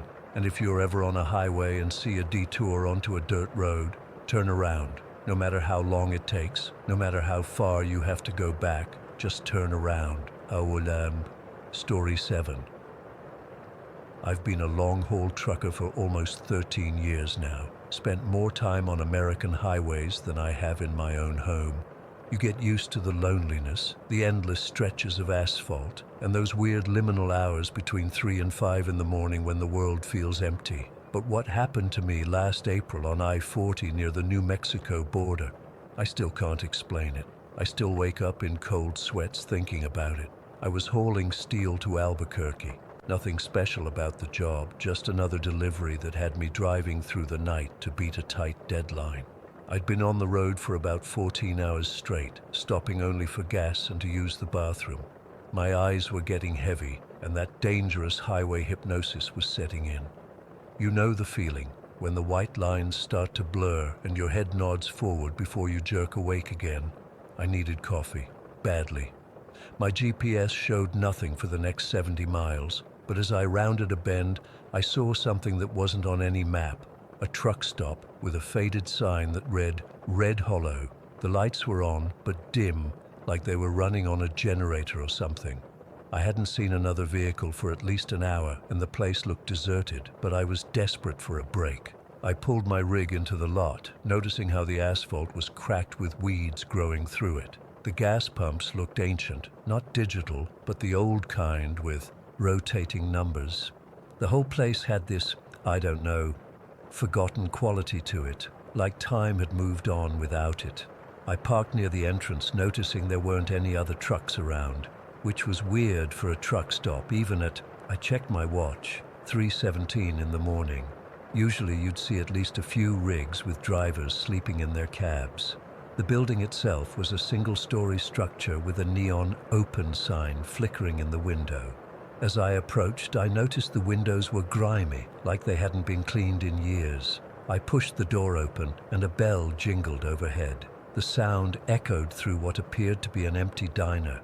"Hello?" I called out. No answer. The place smelled like burnt coffee and old grease. There was a counter with stools, a few booths along the windows, and a jukebox in the corner that wasn't playing anything. The lights were yellowish and dim, casting weird shadows across the checkered floor. Everything looked like it was straight out of the 70s, not in a retro hipster way, but in a "we haven't updated anything since then" way. I walked up to the counter, expecting someone to emerge from the back, but nobody came. There was a coffee pot sitting on a burner, and when I touched it, it was hot. I looked around for a mug, found one sitting upside down on a dish rack, and poured myself some coffee. It smelled burnt and tasted worse, but I needed the caffeine. "Anybody working here?" I called out again, louder this time. My voice sounded wrong in that empty space, like it was being swallowed up. I walked around the counter and pushed open the swinging door to the kitchen. It was empty too, but there were signs someone had been there recently. A spatula lay on the grill. A carton of eggs sat open on the prep counter. In the walk-in fridge, the light was on, but there was hardly any food inside, just a few expired condiments and some wilted lettuce. That's when I felt the first real twinge of uneasiness. Who leaves a business open with no one working? Where were all the other customers? And why wasn't this place on my GPS or any highway signs? I decided it was time to leave. The coffee was terrible anyway, and the whole situation felt off. I placed a $5 bill under my mug and headed for the door. That's when I heard it, the shrill ring of a payphone in the corner. I hadn't even noticed it when I came in. It rang again, loud and insistent in the empty diner. I stared at it, wondering who would be calling a payphone at a deserted truck stop in the middle of nowhere at 3:30 in the morning. Against my better judgment, I walked over and picked it up. "Hello?" Static crackled on the line, and then a voice, raspy, like someone who'd smoked too many cigarettes, said, "Don't leave, Jake." My blood went cold. I hadn't told anyone my name. "Who is this?" I demanded, my hand tightening around the receiver. "You shouldn't have stopped here," the voice continued, ignoring my question. "But now that you have, you need to stay. It's not safe out there tonight." "What are you talking about? Who is this?" I was getting angry now, trying to mask my growing fear. The voice chuckled, a dry sound like dead leaves rustling. "Look outside." I turned toward the windows. Through the grimy glass, I could see my truck in the parking lot, right where I'd left it. But something was wrong. The parking lot seemed darker now, as if the few exterior lights had dimmed even further. And there was something else, a darkness at the edge of the light, something moving just beyond what I could clearly see. "What am I supposed to be looking at?" I asked, but there was only a dial tone in response. The line had gone dead. I hung up the phone, my hand shaking slightly. This was getting too weird. I needed to get back on the road. As I turned toward the door, I saw someone, or something, standing in the entrance. It was just a silhouette, backlit by the dim parking lot lights, but I could tell it wasn't normal.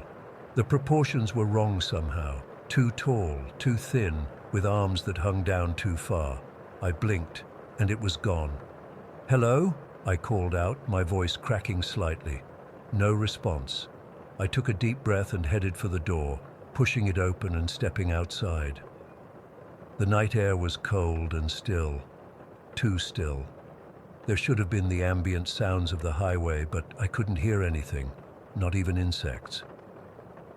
I walked quickly toward my truck, keys clutched tightly in my hand. That's when I noticed something that made my stomach drop. My truck was running. I could see the exhaust in the cold air, but I had definitely turned it off when I parked. As I stood there, frozen in confusion, the truck began to move. Slowly at first, then picking up speed, it rolled across the parking lot, with no one in the driver's seat. I ran after it, shouting, but it kept going, gaining speed as it headed toward the highway. I watched in disbelief as my rig pulled onto I-40 and accelerated away, its taillights growing smaller until they disappeared around a bend. My livelihood, my cargo, everything, gone. I turned back toward the diner, intending to call for help, when all the lights in the building suddenly went out. Complete darkness enveloped the truck stop, except for a single light above the door, which began to flicker ominously. I ran back to the building and tried the door. It was locked. I pounded on it, shouting for someone to let me in, but there was no response. I moved to the window, cupping my hands around my eyes to peer inside, but I couldn't see anything in the darkness. That's when I heard a sound behind me, a soft scraping like footsteps dragging across the asphalt. I spun around but saw nothing except the empty parking lot and the desert beyond. The footsteps seemed to be circling the building, always just out of sight. I followed the sound, my heart pounding so hard I could feel it in my throat, but every time I thought I was about to see what was making the noise, it would move to another location. I needed to get out of there. I picked up a rock and smashed one of the diner windows. The glass shattered with a crash that seemed unnaturally loud in the quiet night. I cleared away the shards from the frame and climbed through. Inside, the diner was different. The tables and booths were gone, replaced by dust-covered floors. The counter remained, but it was decayed, like it had been abandoned for decades. The smell was different too, musty and stale, like an old cellar. I found my way to the kitchen, hoping to find a phone or a back exit. The kitchen was similarly decayed, rusted equipment, broken tiles, cobwebs everywhere. It looked like no one had set foot in there for years, which was impossible considering what I'd seen just minutes earlier. I heard the scraping sound again, this time inside the building, coming from the dining area. I grabbed a knife from a moldy cutting board and held it out in front of me as I backed toward what I hoped was a rear exit. My back hit a door, and I fumbled for the handle, keeping my eyes on the darkened doorway to the dining area. I could hear something breathing now, a raspy, wheezing sound that raised the hair on my arms. The door opened, and I stumbled backward into the night air. I slammed it shut behind me and found myself in an empty lot behind the building. Without hesitation, I started running. I ran until my lungs burned, until I was far enough away to look back and see the truck stop. Now just a dark silhouette against the starry sky. I kept walking along the highway, my thumb out, hoping someone would stop. After what felt like hours, a state trooper pulled over. He looked at me like I was crazy when I told him what happened, but he agreed to take me back to the truck stop to investigate. But when we returned to where Red Hollow should have been, there was nothing there. Just empty desert stretching for miles on either side of the highway. No building, no parking lot, nothing to suggest a truck stop had ever existed there. The trooper thought I was confused or hallucinating from exhaustion. He took me to the nearest town, where I filed a report about my stolen truck. 2 days later, they found it abandoned about 100 miles away, engine still running, cargo untouched. There was no sign of whoever or whatever had taken it. I still drive trucks for a living, but I avoid that stretch of I-40 like the plague. Sometimes, when I'm at truck stops, I hear other drivers talk about a phantom truck stop that appears at night and is gone by morning. They call it Red Hollow. Most people laugh it off as a trucker's ghost story, but I know better. I know what I saw, I know what I experienced, and I know that somewhere out there, just off I-40, something is waiting for tired drivers to pull over. Something that knows your name before you even introduce yourself. Something that doesn't want you to leave once you've arrived. To this day, I can't explain what happened. But whenever I hear a payphone ring, my blood runs cold, and I remember that raspy voice saying, "Don't leave, Jake. It's not safe out there tonight." Story 8. I still don't sleep well at night. It's been 7 months since I fled Portland, and I'm still jumping at every creak and knock. I've moved 3 times since then, currently in a small apartment in Tucson where nobody knows me. I need to get this off my chest, because keeping it bottled up is driving me insane. Maybe writing it down will help me process what happened in that house. Last September, I found what seemed like the perfect place, a charming 2-bedroom house on Juniper Lane in a quiet suburb outside Portland. After my divorce, I needed a fresh start, and the price was surprisingly affordable for the area. The real estate agent seemed eager to close the deal quickly, rushing me through paperwork and glossing over questions about the previous owners. Red flag number 1 that I completely missed. The neighborhood was peaceful, mostly older homes with well-kept yards, except for the house directly across from mine. It belonged to the Bakers, David and Claire, a middle-aged couple who I noticed watching me as I moved in. Not in a friendly, curious neighbor way. They just stared, unblinking. No waves, no smiles, no neighborly greetings. Just silent observation from behind their curtains. I brushed it off. People can be weird, right? Maybe they were just private. I was too busy unpacking and setting up my new life to worry about unfriendly neighbors. My first night went fine. I remember feeling optimistic, thinking I'd made the right choice. I slept soundly, exhausted from moving boxes all day. Everything changed on the second night. Around midnight, I was reading in bed when I heard it. 3 sharp, deliberate knocks on my front door. Knock, knock, knock. The sound was so clear, so intentional. I froze, book in hand, wondering who would be visiting at that hour. I crept down the stairs, turning on every light along the way. Through the peephole, I saw nothing but darkness. The porch light illuminated an empty stoop. Cautiously, I opened the door, expecting maybe a neighbor with an emergency or a lost delivery person. No one was there, just the silent street and the baker's dark house across the way. I noticed their bedroom light was on, a silhouette visible in the window, just standing there, watching. I closed and locked the door, telling myself it was probably neighborhood kids playing pranks. But it unsettled me enough that I double-checked all the locks before going back to bed. The third night, same thing. Midnight. 3 knocks. No one there when I answered. This time I walked around the outside of the house with my phone flashlight, finding nothing. By the 4th night, I'd had enough. When the knocking came at midnight, right on schedule, I stayed in bed. I wasn't going to play this game anymore. But then something worse happened. Around 1 in the morning, I started hearing whispers outside my bedroom window, soft, indistinct murmuring that made my skin crawl. I couldn't make out words, just the sound of hushed voices. I pulled the covers over my head like a child, knowing it wouldn't protect me but needing the illusion of safety. Sleep was impossible. The next morning, I decided to confront the Bakers. Maybe they had seen something, or maybe, though I didn't want to accuse anyone, they were behind it. I walked across the street around 10 a.m. and knocked on their door. After a long wait, Mrs. Baker opened it just a crack. God, she looked awful. Skin gray pale, dark circles under hollow eyes. She didn't say hello, just stared at me through the narrow opening. "Hi, I'm Rebecca, your new neighbor," I said, trying to sound friendly despite my unease.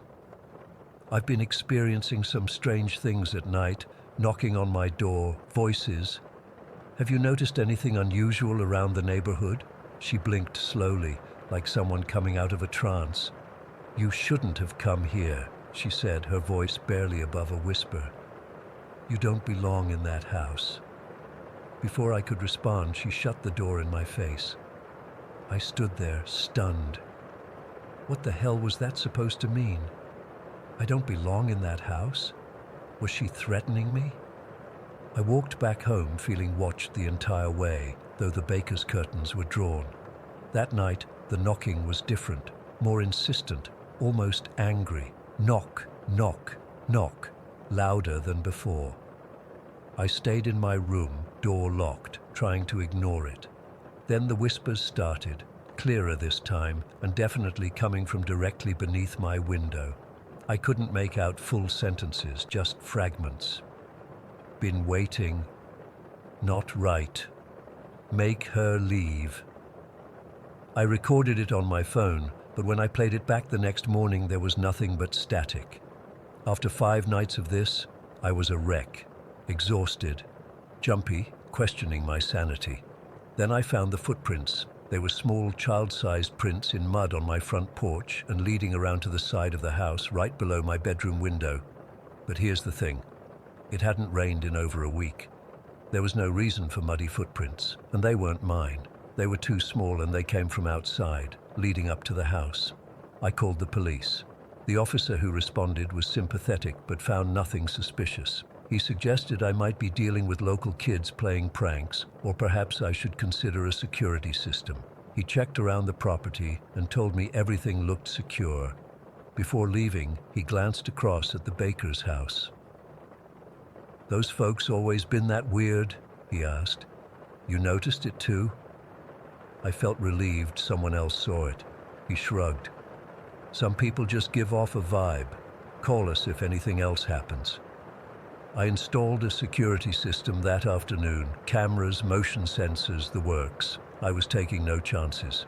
The technician who installed it seemed puzzled by my urgency but didn't ask questions. That night, the cameras picked up nothing. The knocking came right on schedule, but the footage showed an empty porch. The whispers followed, but again, nothing on camera. I was beginning to think I was losing my mind. After a week of this torment, everything changed. The knocking stopped. Instead, I heard creaking inside my house, like footsteps on old floorboards, moving from room to room. The security system showed no intruders, no open doors or windows, just creaking, getting closer to my bedroom each night. I barely slept, keeping a baseball bat beside my bed and jumping at every sound. During the day, I'd search the house, looking for signs of intrusion, finding nothing out of place, but the feeling of being watched never left me. Then I noticed the attic access in the hallway ceiling. Had it always been slightly ajar like that? I couldn't remember. Using a broom handle, I pushed the panel aside and pulled down the folding ladder. Every instinct screamed at me not to go up there, but I had to know. I grabbed my bat and my phone flashlight and climbed up. The attic was mostly empty except for some old furniture left by previous owners. As I swung my light around, my heart nearly stopped. In the far corner was what looked like a makeshift bed, just blankets piled on the floor, a small pillow, and on the wall above it, scratched into the wood, "Leave." Someone had been living above me, watching me, waiting. I nearly fell down the ladder in my rush to get out. I ran straight across the street to the Baker's house, pounding on their door, screaming for help. Mr. Baker opened it this time. Unlike his wife, he seemed calm, almost expectant. "We told you not to come here," he said simply. "There's someone in my attic," I gasped. "Please call the police." He sighed, then stepped aside to let me in. Their house was dark inside, shades drawn despite the afternoon sun. Mrs. Baker sat in a recliner staring at nothing. "The house has a way of keeping people," she said without looking at me. "It doesn't let them leave. Once you move in, the house decides if you belong." "What are you talking about?" I demanded. "There's someone living in my attic. This isn't about the house, it's about an intruder." Mr. Baker shook his head slowly. "No one new has moved into the neighborhood in years, just people leaving or trying to. We've been watching you," Mrs. Baker added, "hoping you'd figure it out faster than we did." "Figure what out?" I was close to hysterics. "That the house doesn't want you," Mr. Baker said. "It's trying to force you out while it still can, before it's too late." I backed toward their door. They were clearly disturbed, and I wasn't going to get help here. "How long have you lived in your house?" I asked, hand on the doorknob. They exchanged a look I couldn't interpret. "We don't," Mrs. Baker whispered. "Not anymore. We just stay." I ran out, straight to my car. I threw whatever I could grab into the trunk, some clothes, my laptop, important documents.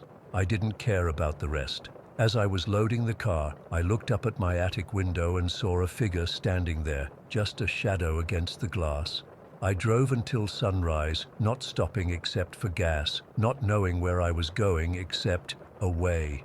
I never went back for my things. I called the real estate agent from 3 states away and told her I was breaking the lease. She could keep the security deposit. She didn't sound surprised. Sometimes at night I still hear knocking, though I know it's just in my head. I've looked up the history of that house since then. 5 families in 10 years, none staying longer than 8 months. The property records before that are mysteriously incomplete. I don't know what was in that house. I don't know if the Bakers were trying to warn me or threaten me. All I know is that I can still feel it sometimes, like the house is watching me, waiting for me to come back. I never will. Story 9. I never really considered myself a superstitious person before last Halloween. I used to love ghost stories, but in that way where you enjoy the thrill while knowing deep down none of it's real. But what happened in Elmwood Park changed everything for me. I still get goosebumps just thinking about it. I've lived in Elmwood my whole life. It's one of those small towns where everyone knows everyone, and local legends get passed down like family heirlooms. My friends and I were 17, and even though we were probably too old for trick-or-treating, we still went out. Halloween was always my favorite holiday. I loved the whole atmosphere, the decorations, the costumes, that weird feeling in the air like the boundary between our world and something else was getting thinner. That night started like any other Halloween. Sarah, Josh, Mike, and I had hit all the houses with the best candy. Sarah was dressed as a zombie cheerleader. Josh went as some character from a video game. Mike was a classic vampire. And I had this elaborate Grim Reaper costume with a mask that made it hard to see but looked awesome. We'd been out for hours, and our bags were practically bursting with candy. It was around 10 o'clock when Mike suggested we go to Elmwood Park. "Come on, it's Halloween. We have to do something scary," he said, that mischievous grin spreading across his face. I hesitated. Everyone in town knew about Elmwood Park and the stories of the woman in white. Supposedly, decades ago, a woman had disappeared there under mysterious circumstances. People claimed they'd seen her ghost wandering through the park at night, sobbing and calling out for someone. I'd always brushed it off as typical small-town folklore, something parents made up to keep kids from hanging out in the park after dark. "I don't know," Sarah said, glancing nervously at her phone. "It's getting late." "Are you scared?" Josh teased, poking her arm. "No," she snapped back, but I could tell she was. To be honest, I was too, but I wasn't about to admit it. "Fine," I said, "but just for a little while." The park was only a few blocks away. As we walked, the streets got quieter. Most of the trick-or-treaters had gone home, and the houses that had been brightly lit earlier were now dark. The temperature had dropped too, and I could see my breath forming little clouds in front of my face.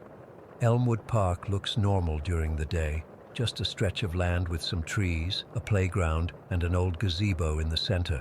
But that night, it looked different. The trees seemed taller, their branches reaching out like fingers against the night sky. A thin mist had settled over the ground, swirling around our ankles as we walked. "This is creepy as hell," Mike muttered, not sounding so confident anymore. We made our way toward the gazebo, which stood like a ghostly silhouette in the moonlight. The wood was old and weathered, covered in years of graffiti. Our footsteps on the damp grass seemed unnaturally loud in the silence. That's when we heard it, a sob, soft and distant, drifting through the trees. We all froze. Josh laughed nervously. Probably just the wind. But it wasn't the wind. It was too distinct, too human. A woman crying. "Maybe someone's hurt," Sarah whispered, clutching my arm. "We should check." Part of me wanted to turn around and leave, but another part was curious. What if someone really did need help? "Let's just take a quick look," I said, trying to sound braver than I felt. We followed the sound, moving deeper into the park, away from the streetlights and the distant houses. The crying got louder, more distinct. It had this heartbreaking quality to it, like someone who'd lost everything. And then we saw her. In a small clearing among the trees stood a woman in a flowing white dress. Her back was to us, and she was just standing there, perfectly still except for her shoulders, which shook slightly as she cried. "Hello?" Mike called out, his voice cracking. "Are you okay?" The woman turned slowly, and I felt my heart stop. Her face was pale, almost luminescent in the moonlight, and her eyes, God, her eyes. They were dark and hollow, filled with an overwhelming sadness that seemed to reach out and wrap around us. "I can't find them," she said, her voice barely above a whisper but somehow perfectly clear. "I've been looking for so long." "Find who?" Sarah asked, moving slightly behind me. "My children," the woman replied, a single tear sliding down her cheek. "They were playing here. I only looked away for a moment." Something felt off. The way she spoke, the way she moved. It was like watching someone underwater. And despite the cold, she wasn't shivering at all in that thin white dress. "When did you lose them?" I asked, trying to stay calm. "Maybe we can help you look." That's when things got truly terrifying. The woman's figure flickered, actually flickered, like a bad TV signal. For a split second, I could see through her to the trees behind. Sarah gasped. Josh swore under his breath. Mike took a step back. "Please," the woman begged, her voice changing, becoming more desperate. "Please help me find my children. They've been gone so long."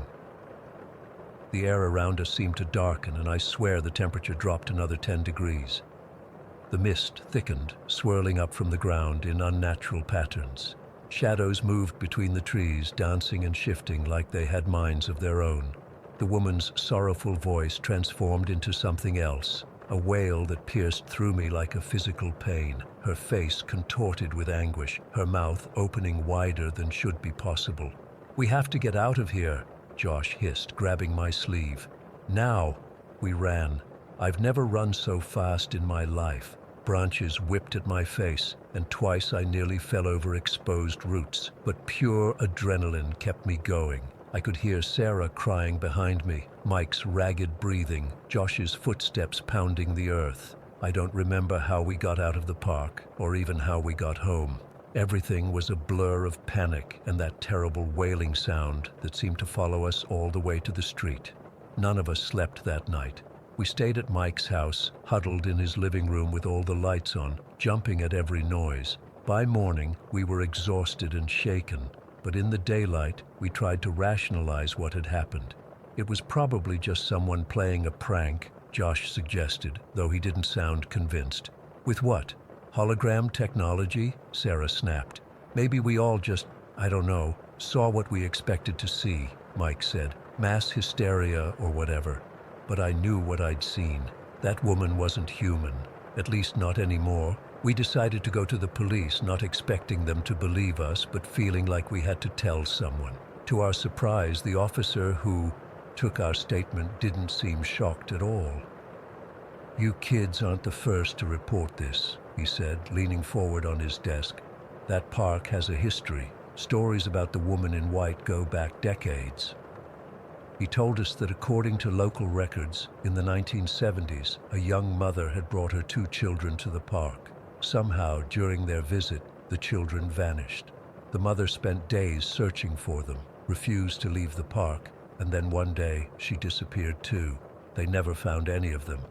Since then, the officer continued, there have been reports of a woman in white wandering the park, especially around Halloween, and, he hesitated, there have been several cases of children going missing over the years, never when adults are present, always when they wander off alone.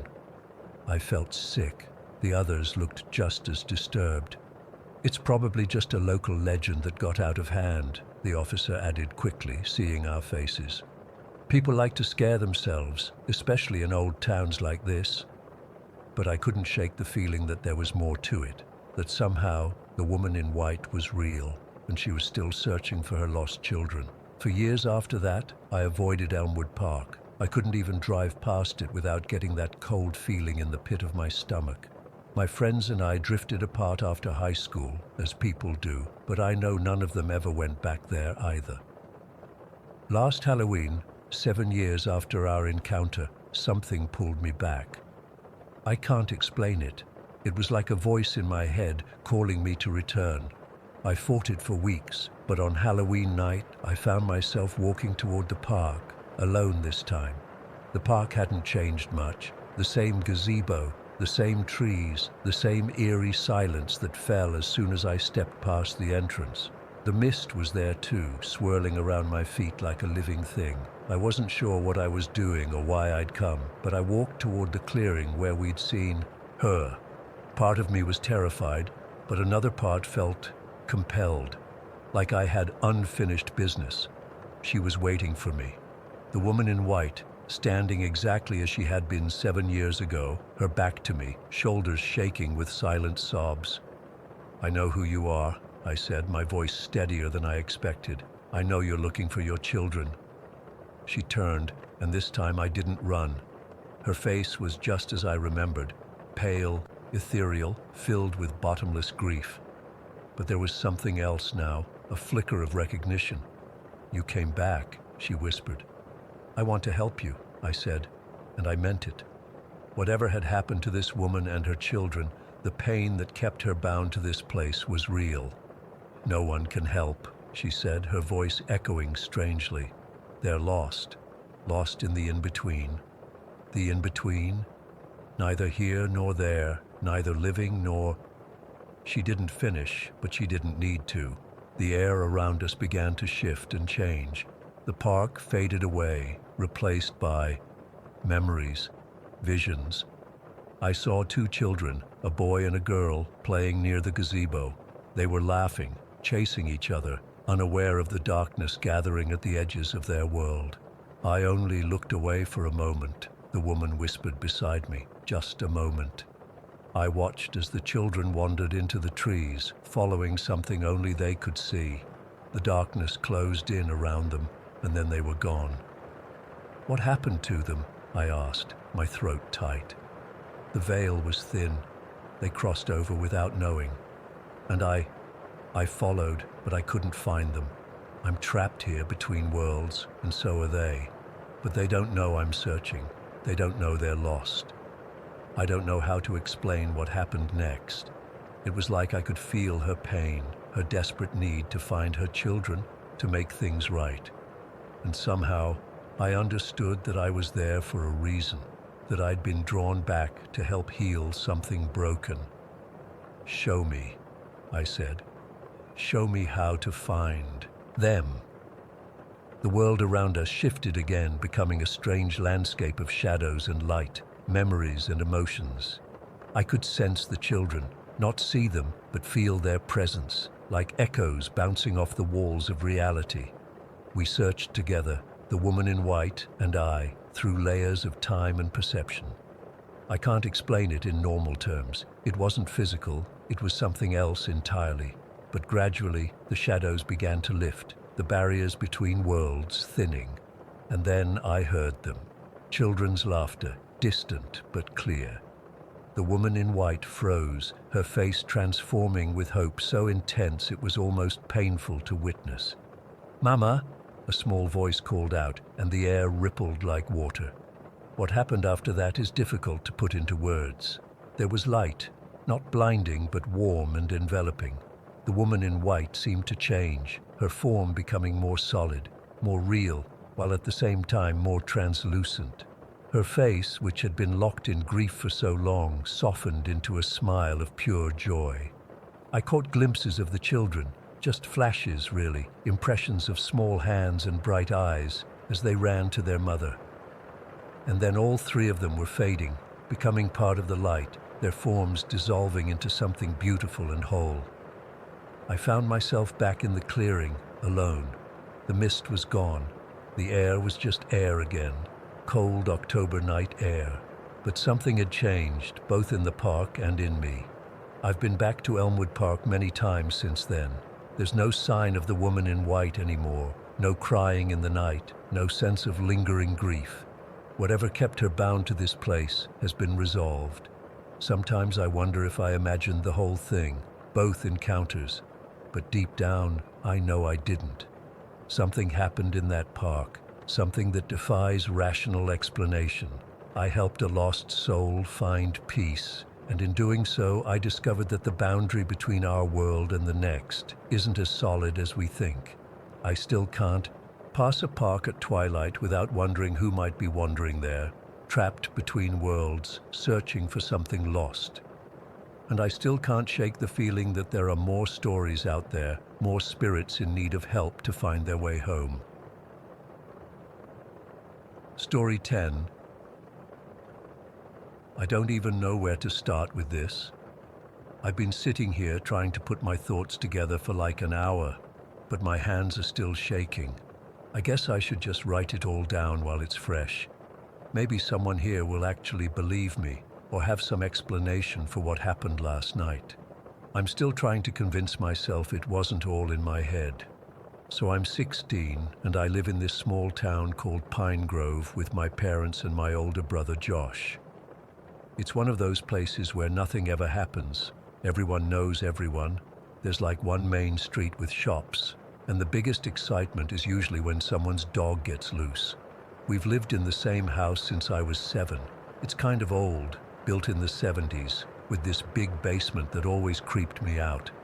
Yesterday, my parents left for my aunt's wedding 3 hours away. They were staying overnight at a hotel. Josh was supposed to be in charge, even though I'm perfectly capable of taking care of myself. But he ended up getting invited to his friend Matt's house for this gaming thing they do. He asked if I'd be okay alone, and I practically pushed him out the door. I mean, what 16-year-old doesn't want the house to themselves, right? The weather forecast mentioned storms, but I didn't think much of it. I was actually looking forward to it. I had this whole night planned with pizza, horror movies, and nobody telling me to turn the volume down. Perfect Friday night. Around 7, I ordered the pizza and started watching this slasher movie I'd been wanting to see. The rain started coming down hard about halfway through. I'm usually fine with storms, but something about this one felt different. The wind was making these weird moaning sounds around the house, and the trees kept scratching against my bedroom window upstairs. I kept finding myself pausing the movie to listen, which is stupid because our house always makes noises. The pizza guy arrived right as the storm really picked up. Poor dude was soaked by the time he got to our door. I tipped him extra and went back to my movie, but I couldn't focus anymore. I kept thinking I heard noises that weren't from the TV, like footsteps or something scratching. I turned the volume up higher, trying to drown it out. Then around 9:30, right during this intense scene where the killer was stalking the main character, everything went black. The power just cut out completely. The TV, the lights, everything. I sat there for a second in the darkness, my heart pounding way harder than it should have. It was just a power outage from the storm, obviously, but the timing was so perfect it freaked me out. I grabbed my phone to use as a flashlight and texted Josh to see when he'd be home. He said they were in the middle of something and he'd probably crash at Matt's place since the storm was so bad. Great. So I was stuck alone in a dark house all night. I went to the kitchen to find some candles or something, using my phone's flashlight to see. We have these sliding glass doors that lead to the backyard, and as I walked past them, I swear I saw someone standing out there, just this dark shape watching the house. I froze, my flashlight aimed at the glass, but then lightning flashed, and there was nothing there, just rain and trees blowing in the wind. I told myself it was my imagination. Too many horror movies, right? But my hands wouldn't stop shaking as I searched through drawers for candles. I found a couple and lit them, but they barely made a dent in the darkness. I remembered we had a flashlight in the basement with the emergency stuff, so I decided to head down there to get it. I also figured I should check the fuse box while I was down there, just in case it wasn't a neighborhood-wide outage. Our basement stairs are steep and narrow, with this heavy door at the top that always creaks when you open it. I've never liked going down there, even during the day. It's unfinished, with concrete floors and walls, and it always smells like damp earth and something else I can't place. We keep boxes of holiday decorations and old furniture down there, creating all these weird shadows. As I started down the stairs, my phone's flashlight started flickering. I tapped it a few times, and it seemed to stabilize, but the light was definitely getting dimmer. Battery must have been low, which was weird because I'd charged it earlier. The basement felt colder than usual. I could hear water dripping somewhere, probably from the storm finding its way in through some crack. I made my way to the fuse box on the far wall, stepping carefully around the junk we had stored down there. Just as I reached the fuse box, my phone's flashlight went out completely. I tried turning it back on, but nothing happened. The screen was dead too. I stood there in complete darkness, unable to see anything at all. That's when I felt it, something cold and damp wrapping around my wrist. Not like a hand exactly, more like, I don't know how to describe it. It was firm but soft at the same time, and so cold it burned. I screamed and yanked my arm away, stumbling backwards into what must have been a stack of boxes because they crashed down around me. I scrambled to my feet and ran for where I thought the stairs were, bumping into things and tripping over stuff on the floor. My mind was racing. Was it a person, some animal that got in? What the hell had grabbed me? I found the stairs and took them two at a time, my heart pounding so hard I could hear it over the storm. When I reached the top, I slammed the door shut behind me and leaned against it, breathing hard. There was no lock on the basement door, just a simple latch, and it suddenly seemed ridiculously inadequate. I stood there in the dark hallway trying to calm down and figure out what to do. My phone was dead, the house had no power, and I was sure something was in the basement. I needed to get to a neighbor's house, but the idea of going outside in the storm where I'd seen that figure made me freeze up. Then I heard footsteps on the front porch and nearly had a heart attack. Someone was trying the doorknob. I backed away from the front door, looking around frantically for something to use as a weapon. There was a vase on the hallway table, so I grabbed it and held it up, ready to throw it. The door opened, and I was about to scream when a familiar voice called out, "Kate, you here?" It was Josh. I've never been so happy to see my brother in my life. I dropped the vase, thankfully it didn't break, and ran to him, probably freaking him out with how hard I hugged him. "Whoa, what's wrong?" he asked, pulling away to look at me. "You're white as a ghost."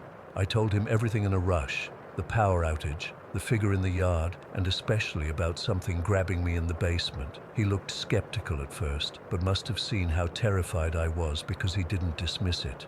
"I came home because Matt's mom got worried about the storm getting worse," he explained. "When I was walking up to the house, I thought I heard someone moving around inside. I figured it was you, but it sounded like there were heavy footsteps upstairs." That sent a chill through me. I'd been downstairs the whole time. "We need to get out of here," I said. "My phone's dead and something's in the basement." Josh tried his phone, but he couldn't get a signal because of the storm. He peered out the front window and pointed to Mrs. Henderson's house across the street. Their lights were still on, which meant they had power. "Let's go there," he said. "She'll let us use her phone to call the police." We grabbed our jackets and made a run for it through the pouring rain. I kept looking over my shoulder, half expecting to see someone following us, but there was just darkness and rain.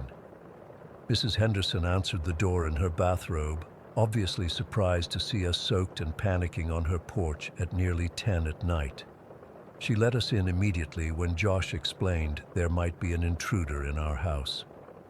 While Josh called the police on Mrs. Henderson's phone, I stood by her living room window staring back at our house. That's when I saw it, a light moving in my upstairs bedroom window.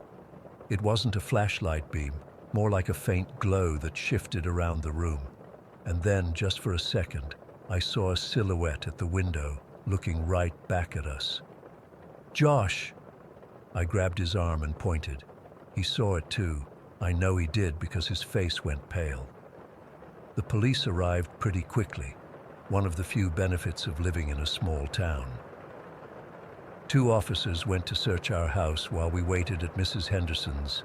They came back about 20 minutes later saying they'd found nothing. No signs of forced entry, no one in the basement or anywhere else. They'd checked every room, closet, and even the attic. One of the officers suggested it might have been the storm playing tricks on us, or maybe raccoons in the basement. They said they'd drive by the house throughout the night to check on it. We ended up staying at Mrs. Henderson's. I barely slept, just kept seeing that silhouette in my window and feeling that cold grip on my wrist. This morning, the power was back on, and we went home with Mrs. Henderson's husband walking over with us. Everything looked normal. Too normal, like nothing had happened at all. But I couldn't leave it alone. While Josh was in the shower, I made myself go back down to the basement. In the daylight, it didn't seem as scary, just cluttered and dusty. I wanted to prove to myself that I'd imagined the whole thing. I went to the spot where I'd been when something grabbed me. There was nothing there except the fallen boxes I'd knocked over. But as I was turning to go back upstairs, I noticed something in the far corner that I'd never seen before. There, partially hidden behind an old bookshelf, was a small wooden door. Not like a regular door, it was only about 3 feet tall, set into the wall.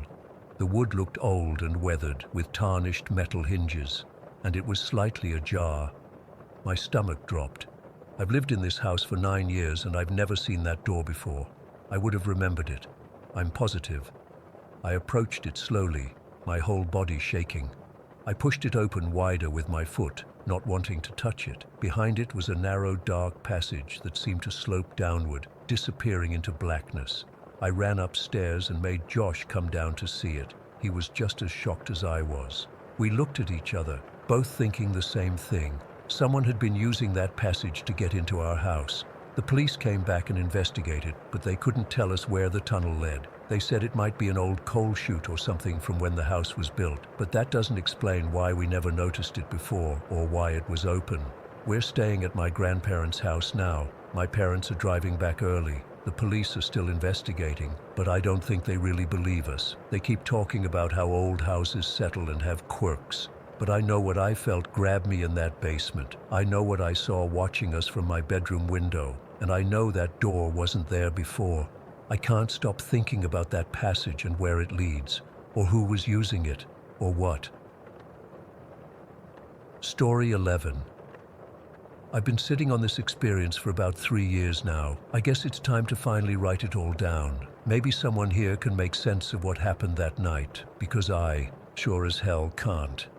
I grew up in Ravenwood, a small New England town where everybody knows everybody, and local legends are as common as maple trees. The story of October Hollow was something we all grew up with, this cursed patch of forest where people supposedly went missing. Parents would use it to scare kids from wandering too far into the woods. Stay out of October Hollow or you'll never come back. That kind of stuff. By the time we were seniors in high school, it was just another spooky story. None of us really believed it. God, I wish we had. It was my friend Tom who suggested we go there on Halloween. We were sitting in the school cafeteria. Me, Tom, Jessica, my crush since freshman year, and Matt. Tom had this wild look in his eyes when he brought it up. Let's camp in October Hollow on Halloween. Prove once and for all it's just bullshit. Matt immediately agreed because he never said no to anything. Jessica looked hesitant, but didn't want to seem scared. And me? I thought it sounded like a cool story to tell later. None of us knew we were making the worst decision of our lives. Halloween came around, and we loaded up Tom's beat-up Jeep with camping gear, some beers his older brother bought us, and enough snacks to last the night. I remember the drive so clearly. The sun was setting earlier now that it was late October, and the trees looked like they were on fire with all the red and orange leaves. But as we got deeper into the forest, following this barely there dirt road, something changed. The trees seemed taller, closer together. The branches reached over the road like they were trying to grab us. I'm not a superstitious person, but I felt a weight in my chest that kept getting heavier with every mile. How much further? Jessica asked from the back seat where she was sitting next to me. Tom checked his phone. GPS is acting weird, but my dad's friend who hunts out here says the hollow is just past the creek. About 20 minutes later, we crossed a small wooden bridge over a creek and entered a clearing. This was it, October Hollow. It didn't look special, just a flat area surrounded by dense forest. But there was something off about it. It was too quiet. No birds, no crickets, nothing. Home sweet home, Tom laughed as he parked. We set up camp before it got completely dark. 2 tents, a small fire pit, the works. As night fell, we sat around the fire drinking beers and telling ghost stories. I was halfway through telling this story about a hitchhiker ghost when I realized I was the only one talking. Everyone else had gone silent, looking at the tree line. "What?" I asked. "Did you hear that?" Matt whispered. I listened but heard nothing. That was the problem. Absolute silence. No wind in the trees, no animals, just the crackling of our fire. "This place is creeping me out," Jessica said, pulling her jacket tighter. Tom stood up, clearly trying to lighten the mood. "Let's explore a bit. We didn't come all this way to sit around a campfire like we could do in someone's backyard." "It's pitch black out there," I protested. "We have flashlights, don't we?" Tom was already grabbing his from the Jeep. "Come on, Lucas. Don't be a pussy." I hate when he does that. Did that. Fuck. So the 4 of us grabbed flashlights and started walking into the woods. Tom led, followed by Matt, then Jessica, with me bringing up the rear. We'd been walking maybe 15 minutes when I noticed something on the trees. Weird markings carved into the bark. They looked like runes or symbols, not random carvings by hikers. "Guys, check this out," I called, shining my light on one of the markings. "There's more over here," Jessica said, pointing her beam at another tree. Every tree around us had these symbols. They seemed to form a path leading deeper into the forest. "Let's follow them," Tom said, already moving forward. "I don't think that's a good idea," I said, but no one was listening.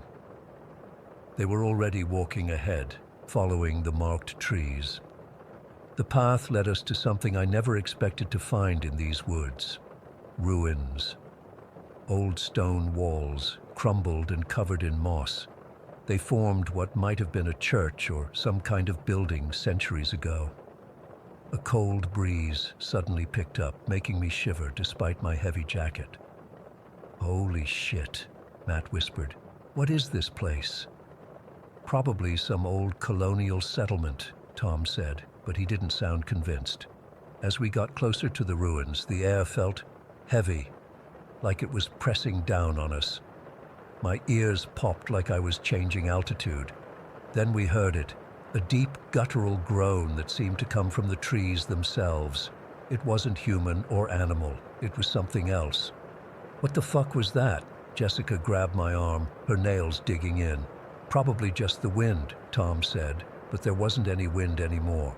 We entered the ruins, our flashlights revealing walls scrawled with the same symbols we'd seen on the trees. In the center stood a stone altar or table, and on it was something wrapped in what looked like yellowed cloth. Tom approached it while the rest of us hung back. Something inside me was screaming to get out of there, to run back to the Jeep and never look back. "Tom, don't touch that," I called out, my voice sounding strange in the dead air. He ignored me, reaching for the cloth. The moment his fingers touched it, a scream tore through the air, not from any of us, but from somewhere else, somewhere close. It was so loud it hurt my ears. And then our flashlights all died at once. In the pitch darkness I saw them, dozens of glowing red eyes staring at us from the shadows. They weren't animal eyes. They were too intelligent, too malevolent. Tom yelled something and started running. I saw his silhouette against the night sky. And then something moved, something fast, too fast to see clearly. It caught him. His scream, Jesus, I'll never forget that scream. It was pain and horror and the knowledge that something terrible was happening to him. "Run!" I grabbed Jessica's hand and we bolted. I don't remember much about that run through the forest, just fragments, branches whipping my face, Jessica's hand clutched in mine, the sound of something moving through the trees behind us. My lungs burned, and my legs felt like they would give out any second, but pure fear kept me going. We somehow made it back to the campsite. Matt wasn't there. "Where's Matt?" Jessica was sobbing, looking around frantically. "I don't know, I thought he was behind us." My voice was shaking so badly I could barely speak. We didn't wait. We jumped into Tom's Jeep, me in the driver's seat, using the spare key he'd given me earlier. The engine roared to life and I floored it, tearing down that dirt road like hell itself was chasing us. Maybe it was. We drove in terrified silence, Jessica quietly crying beside me. When we hit the main road, my phone suddenly got signal again, and I called 911. I told them our friends were missing in the woods. I didn't mention the eyes, or the ruins, or the altar. They wouldn't have believed me. The police organized a search party the next morning. They found Matt's body deep in the forest. The official report said he died of exposure and a head injury, probably from falling while running in the dark. But I saw his body before they closed the casket. His face was frozen in a look of pure terror. They never found Tom. I've been trying to make sense of what happened that night for 3 years now.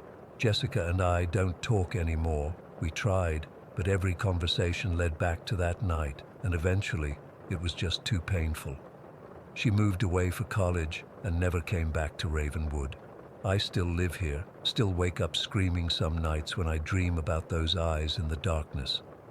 Every October, especially around Halloween, I feel it, whatever was in those woods, like it followed us out, like it's watching, waiting. Sometimes I catch glimpses of movement in my peripheral vision, or hear that same guttural groan when I'm alone at night.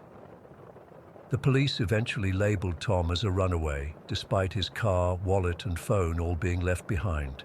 His parents still have missing posters up around town, their faces a little more hollow each year.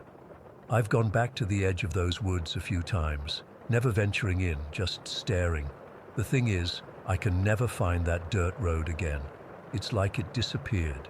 I've looked at maps, used GPS, everything. October Hollow might as well not exist. But I know it does. I know what we saw. I know something took Tom, and it could have taken all of us. I'm writing this now because yesterday I found something scratched into my bedroom window from the outside. One of those symbols from the trees. And last night, I woke up at exactly 3 in the morning to find my room filled with the smell of damp earth and rotting leaves. Something followed us out of October Hollow, and I don't think it's finished with me yet. I've never told anyone the full story until now. If something happens to me, at least someone will know the truth. Stay out of the woods around Ravenwood. Stay away from October Hollow. Some legends exist for a reason. Story 12. I still get sweaty palms when I think about what happened last fall. I've tried talking to friends about it, but they just think I'm exaggerating or making it up. I'm not. I know what I saw, and I know what I felt, so I figured I'd post it here where people might actually believe me. It was late September, and I was driving back from visiting my sister in Buffalo. Instead of taking the interstate home to Pittsburgh like I normally would, I decided to cut through northern Pennsylvania on some state roads. My GPS said it would save me about an hour, and I figured the fall scenery would be nice. Big mistake. Everything was fine for the first couple hours. The leaves were starting to change, and the drive was actually pretty peaceful. I had my music playing, windows cracked to let in that crisp autumn air. But around 6 in the evening, things started to change. The sun was setting earlier those days, and I found myself on this narrow 2-lane highway that wasn't on any of the main maps. I remember looking at my phone's GPS and seeing just a thin gray line stretching through a massive patch of green. No towns, no gas stations, nothing for at least 30 miles. The trees on either side of the road were massive old growth pines and oaks that had to be hundreds of years old. They crowded right up to the shoulder, creating this tunnel effect that was sort of cool at first, but started feeling claustrophobic as it got darker. I hadn't passed another car in over 40 minutes, which wasn't helping my growing unease. Then the fog started rolling in. It wasn't normal fog, if that makes sense. It came in these thick patches that would suddenly envelop my car and then disappear just as quickly. The temperature dropped about 15 degrees in the span of 10 minutes. I had to turn my heat on and close the windows. My phone signal dropped to nothing, not even enough to keep the GPS working properly. The screen just showed me as a little blue dot in the middle of nowhere. I remember checking my gas gauge and feeling relieved I had filled up at the last town. Half a tank would be plenty to get me somewhere civilized again. But man, those trees. I swear they were getting closer to the road. The branches seemed to reach out farther than before, scraping against my side mirrors occasionally when the road narrowed. I started driving in the middle of the road since there weren't any other cars around. It was fully dark by 7:30, and that's when I first noticed the headlights in my rearview mirror. At first, I was relieved. Another person. The road didn't feel so isolated anymore, but then I realized the headlights were getting closer really fast, like dangerously fast. It was an old pickup truck, one of those boxy models from the 80s with the square headlights. It came right up on my bumper, maybe 10 feet behind me, which was way too close for how fast we were going. I sped up to about 70, thinking they'd back off or pass me. The truck matched my speed exactly, staying right on my tail. I couldn't see the driver clearly through my rearview mirror, just the silhouette of someone large behind the wheel. The truck's high beams flicked on, flooding my car with harsh white light that made it impossible to see anything in my mirrors. "What the hell is your problem?" I remember saying out loud, even though no one could hear me. I pressed my accelerator harder, pushing my Honda Civic to 80 miles per hour. The speedometer needle trembled as I hit 85, then 90. My car was shaking slightly. I'd never pushed it this fast before. The road was getting more winding, and I white-knuckled the steering wheel, terrified of missing a curve. The truck stayed right with me. 95 miles per hour on a dark, foggy forest road, and this monster truck was still glued to my bumper. I felt the first tap when I had to slow down for a sharp curve, a light bump that jolted my car forward.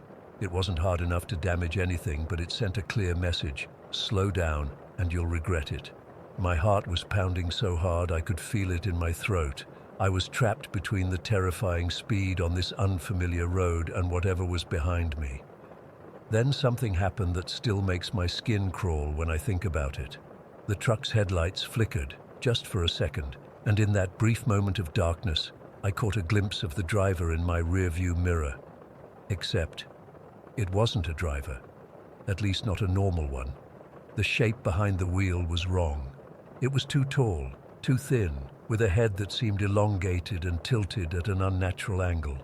When the lights came back on, I couldn't see it anymore, just the blinding high beams. I made a split-second decision that could have killed me. As we approached another curve, I slammed on my brakes as hard as I could. My tires screeched against the asphalt, and my seatbelt cut into my chest as I lurched forward. I expected to feel the massive impact of the truck plowing into my back end, but it didn't come. Instead, the truck swerved around me with impossible precision, its engine roaring like some wounded animal. It shot past me, close enough that I could feel my car shake from the wind of its passing. For just a moment, I got a sidelong glimpse through the passenger window of the truck, and what I saw, it wasn't a person. I can't describe it exactly, just darkness where a driver should be, a deeper black than the night around us, somehow both solid and shifting at the same time. The truck's tail lights disappeared around the bend ahead, and I sat there, my entire body shaking, engine idling, trying to catch my breath. I had two choices: turn around and try to find my way back to where I'd come from, or continue forward and hope I'd seen the last of whatever that was. I chose to go forward. The road behind me felt tainted somehow, and I convinced myself that I'd be hitting a town, or at least a gas station, soon. The GPS was still out, but I remembered from the map that if I kept going south, I'd eventually hit the interstate. For about 10 minutes, everything was quiet. Just me and the narrow beam of my headlights cutting through the darkness and patches of fog. The trees still pressed close, but at least I was alone. I started to rationalize what had happened. Maybe it was just some local jerk trying to scare an out-of-towner. Maybe I'd imagined the strange shape in the driver's seat. Then I came around a bend, and my headlights illuminated something in the road ahead that made me slam on the brakes again. A car was blocking the entire road, completely engulfed in flames. It was an older sedan, the paint, bubbling and peeling in the heat, windows shattered from the temperature. The fire cast this hellish orange glow on the surrounding trees, making the shadows dance and twist in ways that seemed almost alive. I couldn't tell if anyone was inside. The flames were too intense, but that's not what froze the blood in my veins. Standing on the other side of the burning car was a figure, tall, unnaturally tall, like 7 or 8 feet at least. It was thin, with limbs that seemed too long for its body. The fire silhouetted it, so I couldn't make out details, but I could see its head turning slowly toward me. I couldn't see eyes, not exactly, but I felt its gaze lock onto me through the flames. The weight of that stare was physical, like ice water being poured down my spine. I couldn't move. I couldn't breathe. My body was frozen while my mind screamed at me to do something, anything. The figure took a step forward, moving partially through the flames without showing any reaction to the heat. That's when I saw its arms, hanging down almost to its knees, fingers too long and too numerous. Self-preservation finally kicked in. I threw my car into reverse, my eyes never leaving the figure that was now definitely approaching me, moving with a jerky, unnatural gait. I backed up as fast as I dared, then executed a clumsy 3-point turn that left tire marks on the asphalt. I didn't care which direction I was going anymore, just away from that thing. I drove like a maniac, taking turns almost blindly. The road seemed to be changing, narrowing in places where I swear it had been wider before. The trees crowded closer, branches scraping against my car like fingernails. Several times I nearly drove off the road entirely when a curve appeared out of nowhere. My headlights seemed dimmer somehow, struggling to cut through the darkness that felt thicker than it should be. I kept checking my rearview mirror, terrified I'd see those square headlights again, or worse, that figure from the burning car. But the road behind me remained dark. That should have been comforting, but somehow it wasn't. The darkness felt expectant, like it was following at its own pace, knowing I had nowhere to go. After what felt like hours, but was probably only 45 minutes, I saw something that made me sob with relief. A green reflective sign indicating the interstate was 5 miles ahead. I pressed the gas harder, desperate to reach civilization, other cars, streetlights, anything normal. When I finally merged onto the interstate, the contrast was jarring. Suddenly there were other cars, the comforting glow of taillights ahead of me, headlights passing in the opposite direction. The trees were set back from the highway, held at bay by wide shoulders and guardrails. My phone signal returned, the GPS recalculated, and the world made sense again. I pulled into the first rest stop I saw and parked under the brightest light I could find. My hands wouldn't stop shaking. I checked my car. There was a small dent on my rear bumper where the truck had tapped me, and long scratches down both sides from the tree branches. Evidence that it had really happened. I made it home eventually, driving well under the speed limit with the radio blasting to keep me company. I've looked up accidents on that stretch of road since then. There was a car fire reported that night, but no victims were found, and the cause was listed as undetermined. No one reported an abandoned, burned-out car. It was just gone when authorities arrived. I've tried to find that road on maps since then to warn others away from it, but I can't seem to locate it. The GPS record from my phone shows a gap of almost 3 hours where it couldn't track my location. 3 hours that I can't fully account for. I don't drive at night anymore if I can help it, and I never, ever take shortcuts through unfamiliar forest roads. Sometimes when I'm falling asleep, I feel that cold stare again, watching me through flames. And I wonder if that forgotten highway is still out there, waiting for the next person who thinks a shortcut through the woods is a good idea. Story 13. I never thought I'd be sharing this. Even after 12 years, my hands shake typing this out. I need to get this off my chest, though. Maybe someone out there has experienced something similar.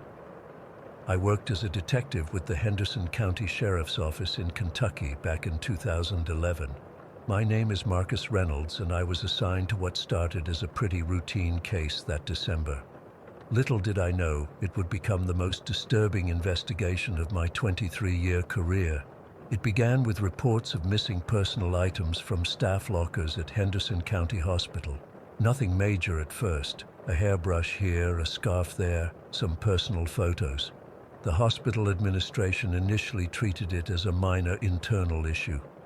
They called us in after 3 weeks when the pattern continued despite changing locks. I remember my first visit to the hospital.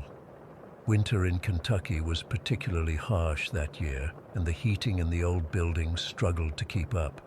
The hospital was one of those facilities built in the 70s that had undergone piecemeal renovations over decades, creating a patchwork of old and new sections. Parts of the East Wing were under renovation, with plastic sheeting and construction equipment scattered throughout. The hospital's head of security, Dave Thornton, walked me through the initial reports. 12 staff members had items go missing over the previous month. Most were female nurses or technicians. The items themselves seemed random, but personal. A family photo from a locker, a cardigan left in the break room, even a toothbrush from the staff bathroom. Could be a prank, I suggested, though something about it felt off. Or maybe someone stealing things to sell. Dave shook his head. That's what I thought at first, but why take a half-used tube of hand lotion and leave a watch sitting right next to it? And we've had no reports of missing medications or equipment, just personal stuff. I interviewed several affected staff members that day. Most were annoyed, but not particularly alarmed. Then I met Alison Myers, a night shift nurse in her late 20s. She was visibly shaken, her eyes constantly darting toward the door as we spoke in the small conference room. "It's not just at work," she told me, her voice barely above a whisper. "I found something at home yesterday morning." She pulled out her phone and showed me a photo. It was a printed photograph of herself, sleeping in her own bed. The image was slightly grainy, taken in low light, but unmistakably showed Alison in deep sleep, her bedside clock reading 3:15 a.m. "I found this tucked into my bathroom mirror," she said. "I live alone, detective. I always lock my doors and windows." That's when I knew we were dealing with something far more serious. I immediately requested the hospital's security footage for review and arranged for additional patrols past Alison's home. The security team provided footage from the past month. Most of it showed nothing unusual, but when we examined the East Wing corridor, where many of the affected staff had lockers, we found something peculiar. Every night, between 2:15 and 2:22 a.m., the camera would go black for exactly 7 minutes. Not static, not a jump in the recording, just complete darkness, then resuming as if nothing had happened.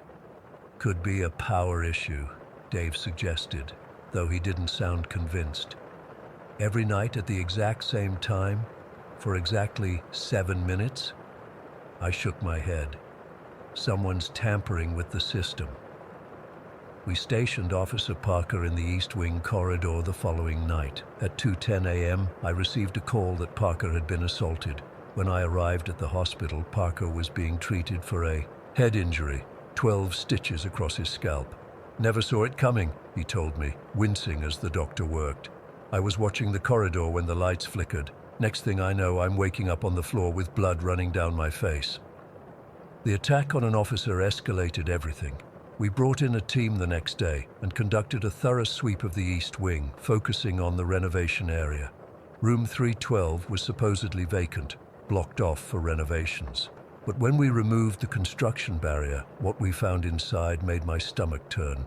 The room had been converted into a living space. A mattress in the corner, a small refrigerator, portable battery-powered lamps. But what disturbed me most were the walls, covered floor to ceiling with photographs, pictures of female hospital staff, some taken in the hospital corridors or break rooms, others through windows of their homes. Some, like the one Alison had found, showed women sleeping in their own beds. The occupant had created a chart with work schedules, addresses, and personal details of 12 female employees. Each had a collection of trophies, the missing items from lockers, plus things that must have been taken from their homes. A pillowcase, a hairband with strands of hair still attached, a child's drawing from a refrigerator. We set up surveillance on the room and waited. At 1:55 a.m., a man in hospital maintenance coveralls entered through what appeared to be a false wall that connected to the utility access area. He froze when he saw us waiting. Robert Fisher, age 44. He'd been hired 6 months earlier as part of the renovation crew. Background check had shown nothing suspicious, just a contractor who'd worked at hospitals across the Midwest. What his paperwork didn't show was that he'd been living inside the hospital almost from day one. The investigation that followed revealed a pattern so disturbing it still haunts me. Fisher had created hiding spaces throughout the facility, a converted supply closet near the cafeteria, a nest-like area above the ceiling tiles in the staff locker room, and his main home in room 312. He'd stolen an ID badge from maintenance and made copies of keys. He had access to personnel files and had been systematically targeting female employees who lived alone. The 7-minute camera blackouts. He'd figured out how to temporarily disable the security system from a maintenance panel, giving himself a window to move freely through the corridors. He'd been entering and exiting the hospital through a service entrance that was rarely monitored at night. But what turned my blood cold was what we found on his laptop. Fisher had documented everything, not just his movements in the hospital, but his visits to the homes of hospital staff. He'd been entering their houses while they were working night shifts, learning their layouts, taking small items, and sometimes just watching them sleep when they were home. "I keep them safe," he kept saying during interrogation. I watch over them. They need someone to protect them while they sleep. Fisher spoke about these women as if they were in relationships with him. He knew their routines, their habits, what side of the bed they slept on. He could describe the contents of their refrigerators and the brands of shampoo they used. He'd been living partially in the hospital and partially in their private spaces for months. We executed search warrants on a storage unit rented under Fisher's name. Inside were boxes organized by woman's name, containing journals documenting their daily activities, items taken from their homes, and thousands more photographs. Some dated back 7 years. Further investigation revealed Fisher had worked at hospitals in Ohio, Indiana, Illinois, Missouri, and finally Kentucky. At each location, he'd created hiding places within the facilities, targeted female staff, and invaded their homes. He'd move on every 8 to 10 months, just before suspicions might rise to the level of a serious investigation.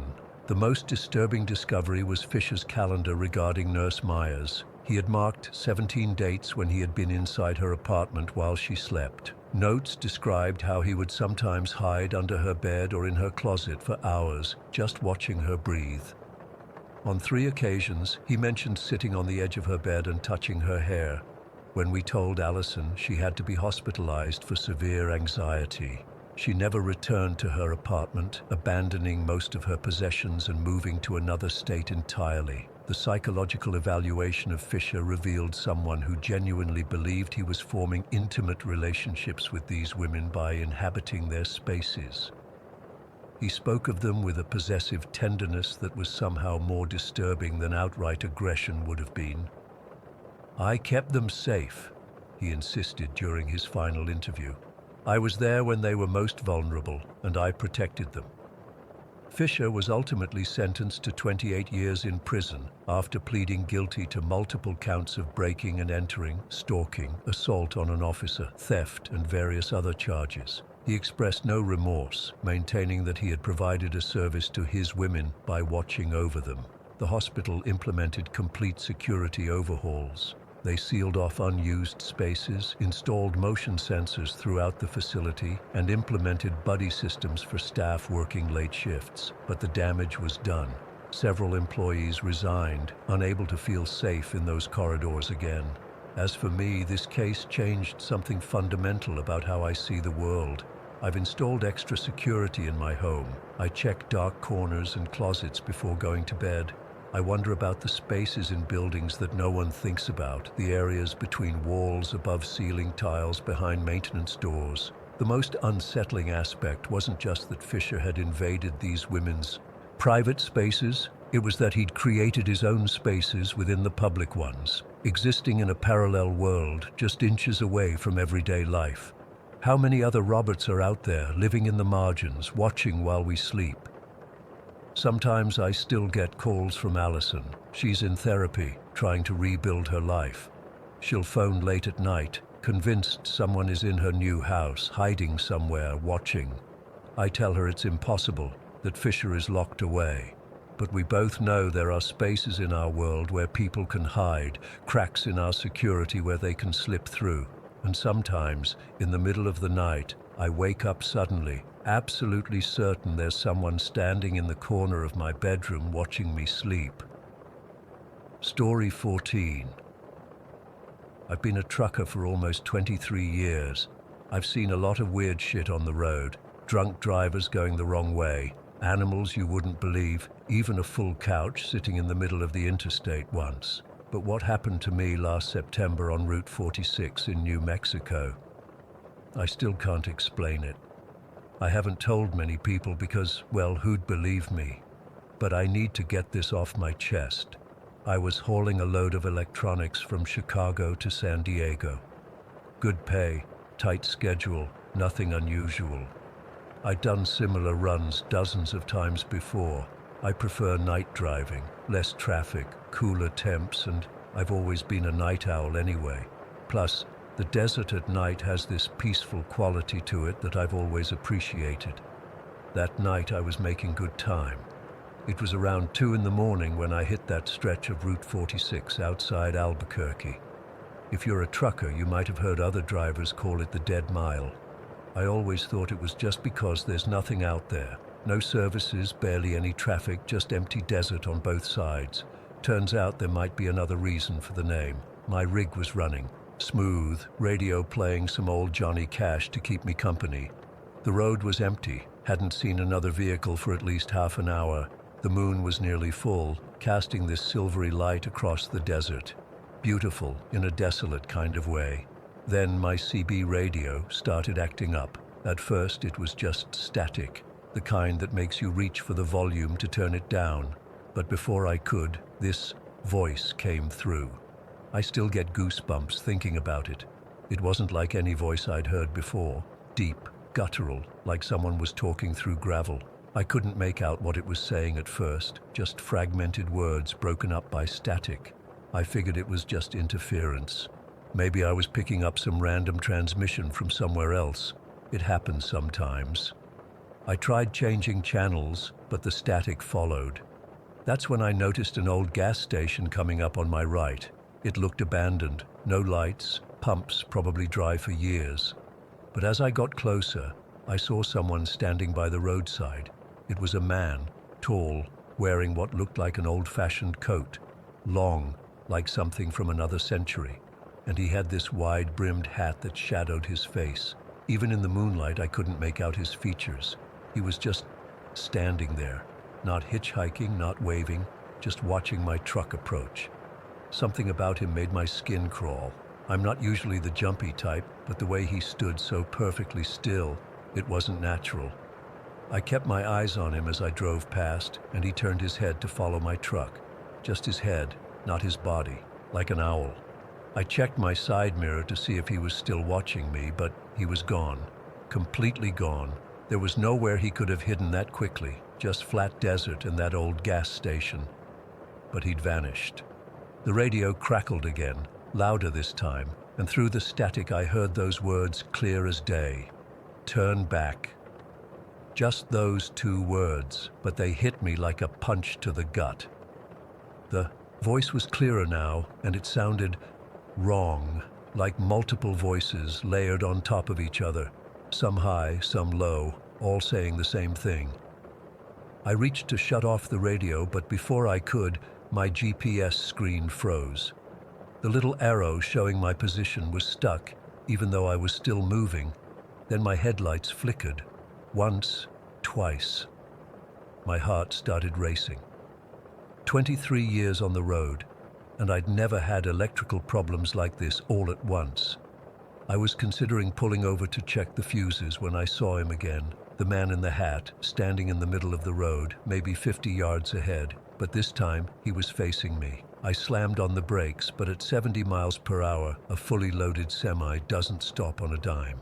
I jerked the wheel hard to the right, feeling the trailer swing behind me as I swerved onto the shoulder. The tires kicked up dust and gravel as I fought to keep control. Somehow, I managed to stop without jackknifing. My heart was pounding so hard I could feel it in my throat. When the dust settled, I looked back at the road. He was gone again. There was no way he could have moved that fast. No way. I sat there for a minute, trying to calm down, trying to make sense of what was happening. The engine was still running, but the radio had gone silent. Even the static was gone. The dashboard lights were steady now, no more flickering. My GPS had rebooted itself and was working again. Maybe I'd dozed off, I thought. Maybe I'd had one of those micro-sleeps truckers sometimes get, and my mind had conjured up the whole thing. But I wasn't tired. I'd slept well before starting this leg of the journey, and I'd been drinking coffee steadily. I was about to pull back onto the road when I noticed something in my headlights. Footprints in the sandy soil beside the highway. They led away from the road into the desert. Fresh footprints. That's when I heard it. A soft, deliberate knock on my passenger side window. I nearly jumped out of my skin. My head snapped around, and there he was, standing right outside my cab. The man in the hat, only now I could see his face in the glow of my dashboard lights. He was smiling. His mouth was stretched too wide, wider than any human mouth should be able to stretch. His teeth were small and pointed, too many of them crammed together, and his eyes, they reflected the light like an animal's eyes, glowing faintly red. His fingers were pressed against the glass, long, thin fingers, the joints all wrong, like each finger had extra knuckles. They tapped again, a slow, deliberate rhythm. "You can't leave," he whispered. But somehow I heard him clearly through the glass. His voice was the same one that had come through on the radio, multiple tones all at once, like a chorus of people speaking in perfect unison. I'm not ashamed to admit I screamed. I slammed the truck into gear and floored it, the tires spinning in the loose gravel before catching. The truck lurched forward, back onto the asphalt.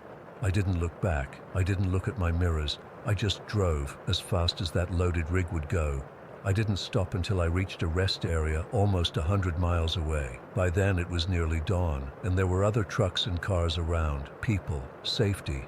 I parked and just sat there, shaking, for a long time. When I finally worked up the nerve to check my mirrors and look around, there was nothing unusual, no sign of the man in the hat, just an ordinary rest stop with ordinary travelers. I called my dispatcher and made up some bullshit about feeling sick, needing a few hours to rest. I couldn't tell her the truth. I couldn't tell anyone. I completed that delivery a day late. The company wasn't happy, but I didn't care. All I wanted was to get as far away from Route 46 as possible. A week later, I was in a diner in Ridgecrest, California, when I overheard an older trucker talking about Route 46. I couldn't help myself. I went over and asked him what he knew about it. "You saw him, didn't you?" the old man asked, his eyes narrowing. "The Watcher. He told me that stretch of road has been cursed for decades.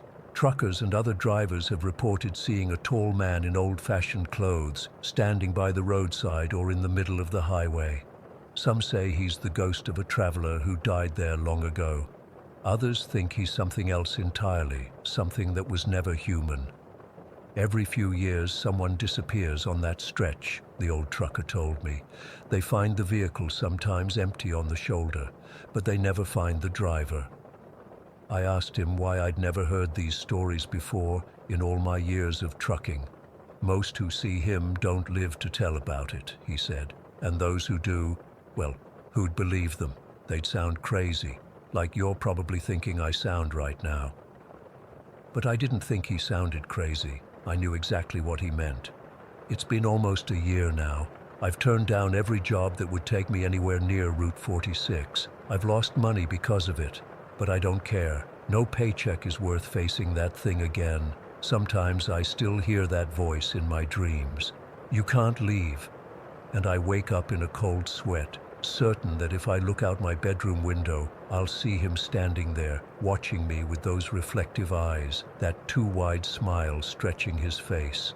I don't know what would have happened if I'd stopped that night, if I'd stayed put when he knocked on my window. I don't want to know. All I know is that there's something out there on Route 46, something that watches and waits for travelers. And if you're ever driving through New Mexico in the dead of night, and you see a tall figure in an old coat and wide-brimmed hat standing by the roadside, don't stop. Don't even slow down. Just drive. Drive as fast and as far as you can. And pray that when you check your rearview mirror, you don't see him sitting in the back seat, smiling that impossible smile, his long fingers reaching for you. Because once he's found you, I don't think you can ever truly get away. Sometimes when I'm driving at night, I still check my mirrors more often than I need to. Always half expecting to see that hat, that smile, those eyes. I don't take Route 46 anymore. But sometimes I wonder if it matters. If he's still out there, waiting for me to come back, or if he's following me, just staying far enough behind that I can't see him, waiting for me to let my guard down. Story 15. I still can't sleep properly, even though it happened 3 weeks ago.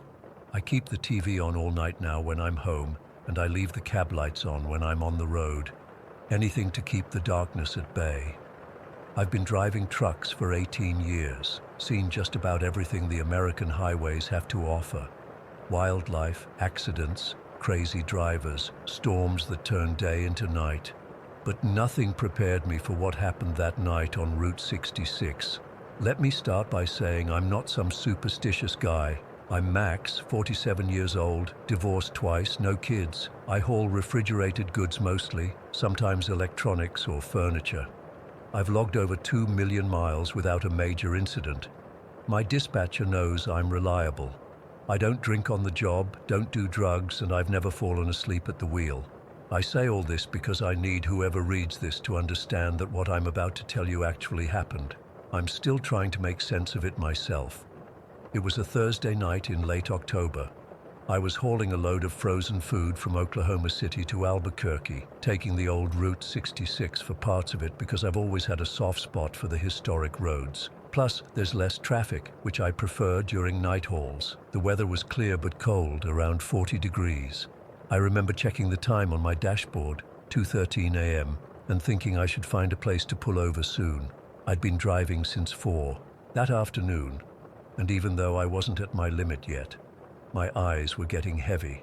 The stretch I was on was particularly desolate. No street lights, no other vehicles, just my headlights cutting through the darkness and illuminating the cracked asphalt ahead. The radio was playing some classic rock station that kept fading in and out with static. I'd just reached over to change it when I saw her. There was a woman standing on the shoulder of the road, waving frantically. She had long, dark hair that whipped around her face in the wind, and she was wearing what looked like a white dress or nightgown, no coat despite the cold. My first thought was that she must be freezing. My second was to wonder what the hell she was doing out there in the middle of nowhere at 2 in the morning. I started to slow down. Now, I know what you're thinking, that stopping for hitchhikers is dangerous, especially at night. And you're right. In 18 years of driving, I've maybe stopped for hitchhikers 3 times, all of them during daylight hours. But there was something about this woman. The desperate way she was waving, the paleness of her face in my headlights. I couldn't just drive past. I pulled over about 20 feet ahead of her and watched in my side mirror as she ran toward my truck. She couldn't have been more than 20 years old. As she got closer, I could see she was shivering violently. Her face was streaked with what looked like tears, and her eyes, God, her eyes were wide with terror. I reached over and unlocked the passenger door. She climbed in quickly, her movements jerky and panicked. "Thank you," she said, her voice barely above a whisper. "My car broke down a mile back. I've been walking for hours." I nodded and turned the heat up. "Where are you headed?" She didn't answer right away, just hugged herself and stared straight ahead. Up close, I could see her dress wasn't white but a pale blue, old-fashioned looking with little flowers embroidered on the collar. Her skin was so pale it was almost translucent. "Just up the road," she finally said. "Not far." I put the truck in gear and pulled back onto the highway. Something felt off right away. Despite cranking the heat, the temperature in the cab seemed to drop. I could see my breath fogging in front of me, which made no sense. And there was a smell, like flowers left too long in a vase, sweet but with an undertone of decay. The woman sat rigidly in her seat, hands clasped in her lap. I tried making conversation, asking her name, where she was from, but she only gave one-word answers. "Eleanor, Oklahoma. Home." After a while, I gave up and focused on driving. We'd gone about 10 miles when she suddenly sat up straight and pointed to the right. "There," she said urgently. "Turn there." I squinted through the windshield. There was a narrow dirt road leading off from the highway, barely visible in the darkness. No signs, no markings, just a dirt track disappearing into a stand of trees. "You sure?" I asked, already slowing down. "Doesn't look like much of a road." "Please," she said, and her voice changed. There was a desperation in it that made the hair on the back of my neck stand up. "I need to get home. They'll find me if I don't." "Who'll find you?" I asked, but she just shook her head and repeated, "Please." Against every instinct I had, I turned onto the dirt road.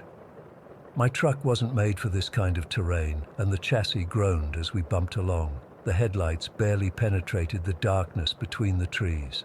I was about to tell her I couldn't go any further when the trees thinned out. and I saw it, a house standing alone in a clearing. It was an old farmhouse, 2 stories with a wraparound porch, but it was clearly abandoned. Several windows were broken and part of the roof had caved in. There were no lights, no sign of life at all. "This is your home?" I asked, but when I turned to look at her, I noticed she'd gone completely still. She was staring at the house with an expression I couldn't read. Not fear exactly, but something close to it. Resignation, maybe. "Thank you for bringing me," she said softly. Then she opened the door and stepped out before I could stop her.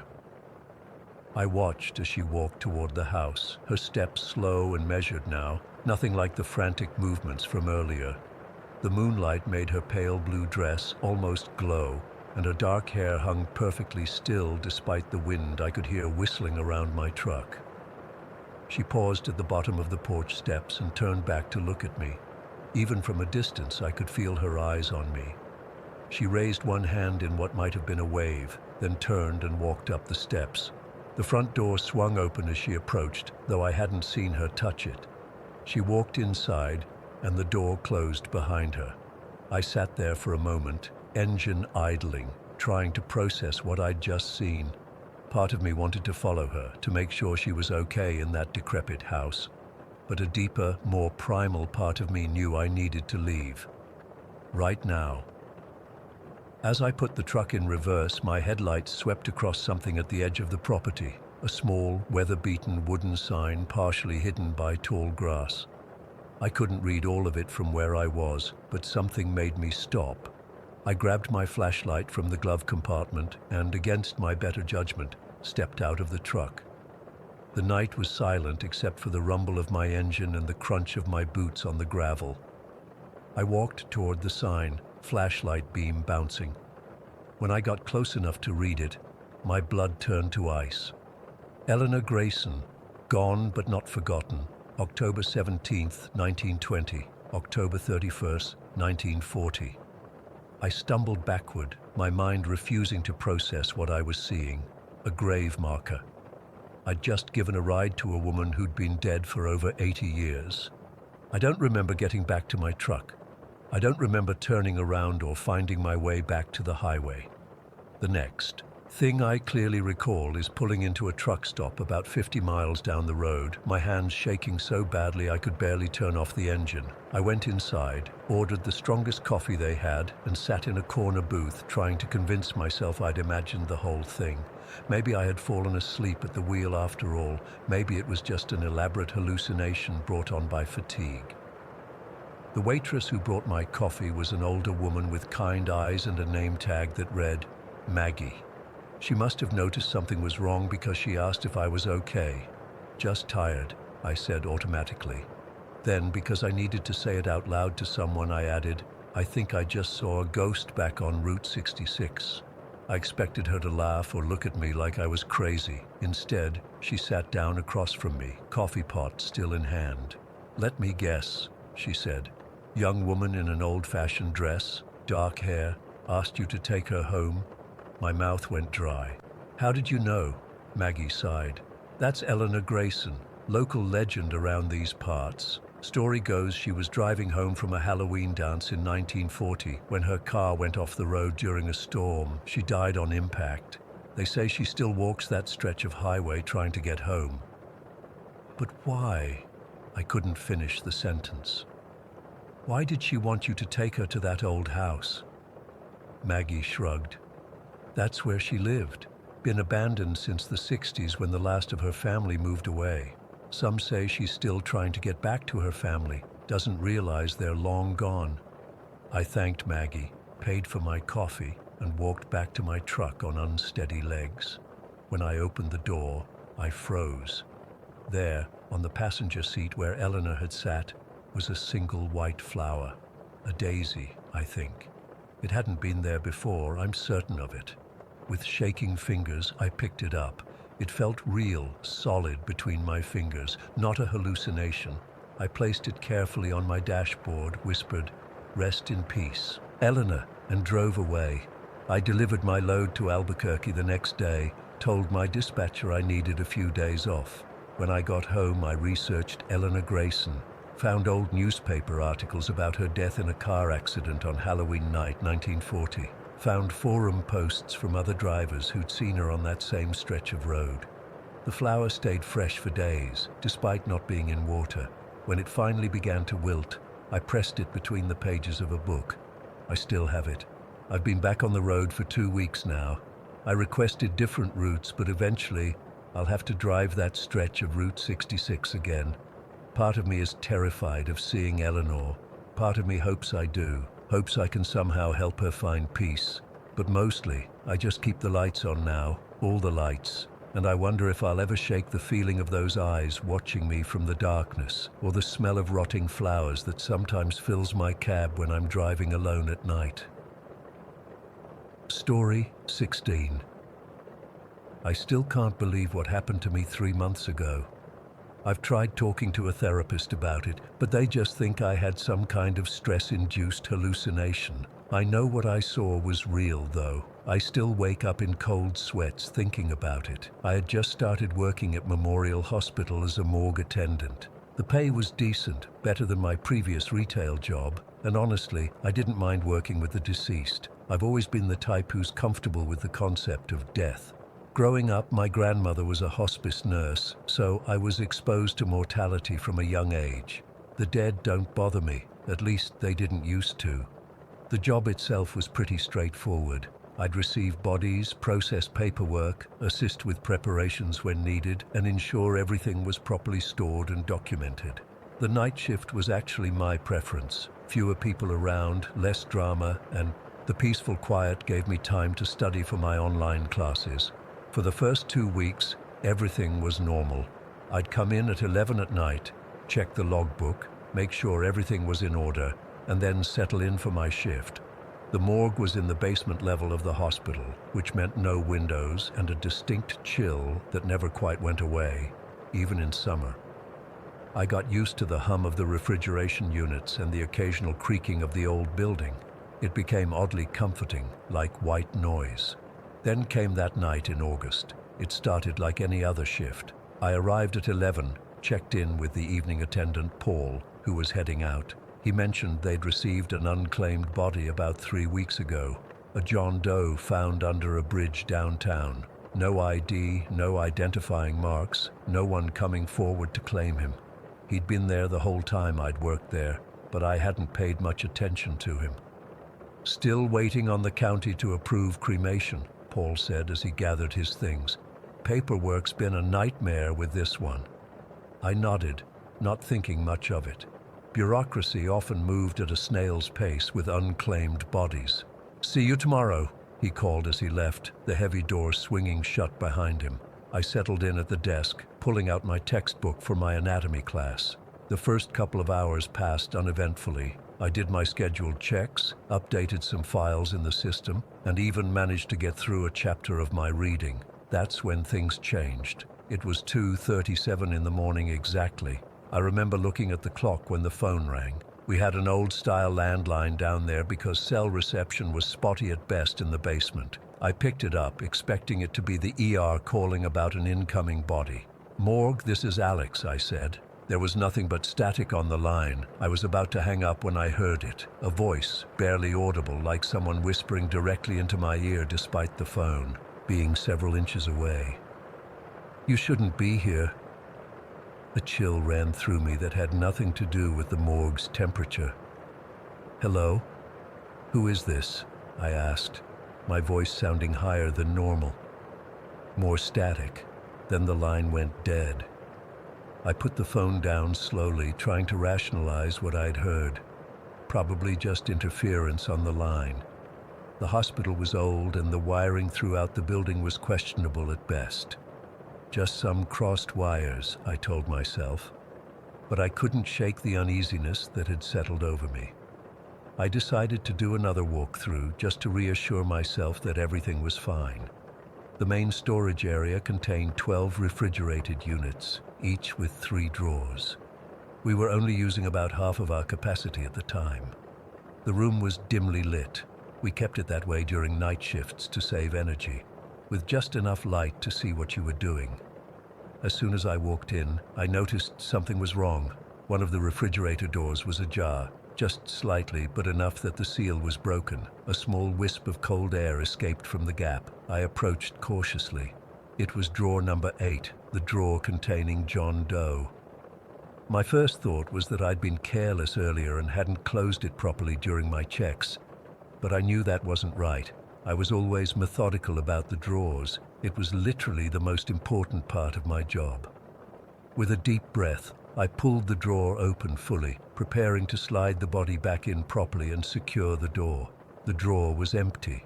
My heart started pounding so hard I could feel it in my throat.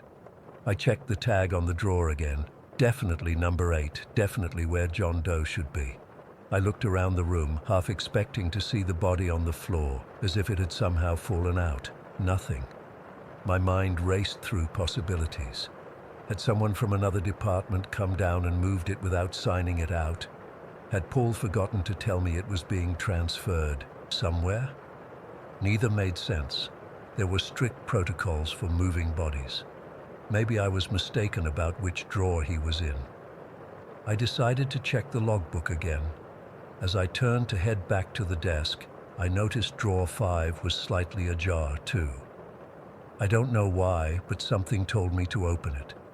Maybe it was curiosity. Maybe it was some twisted need to confirm I wasn't losing my mind. Whatever the reason, I pulled drawer 5 open. There he was, John Doe. But something was terribly wrong. His face, it wasn't there. I don't mean it was damaged or decomposed. I mean it was completely smooth, like a mannequin. No eyes, no nose, no mouth, just pale, blank skin stretched over what should have been facial features. I stumbled backward, my hip hitting the counter behind me. This wasn't possible. I'd seen this body before during routine checks. He'd had a face. I remembered noting his prominent cheekbones and the small scar above his left eyebrow.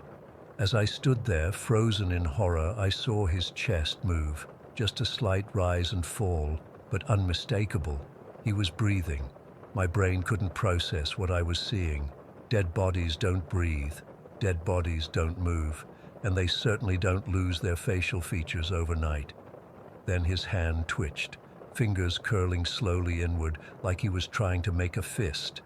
I needed to get out. I needed to call security, call my supervisor, call anyone. I turned to run toward the door, but it slammed shut with a deafening bang that echoed through the morgue. I hadn't felt any draft, hadn't heard anyone enter. The door had heavy hydraulics. It wasn't supposed to be able to slam like that. You shouldn't have come. The same whisper from the phone, but this time it wasn't coming through a receiver. It was all around me, as if the room itself was speaking.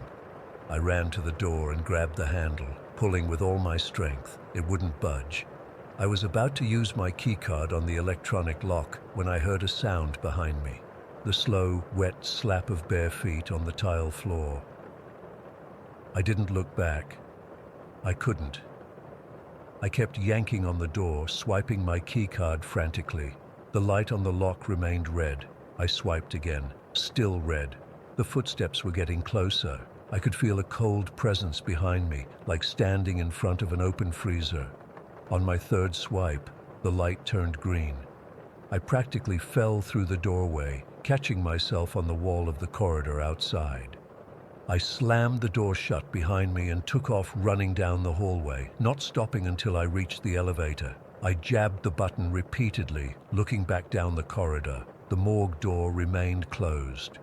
No faceless figure pursued me.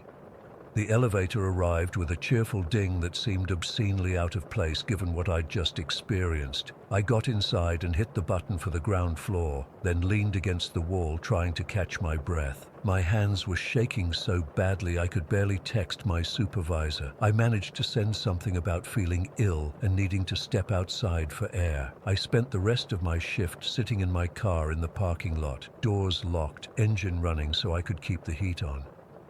I kept checking my phone, watching the minutes crawl by until 7 a.m. when the morning shift would arrive.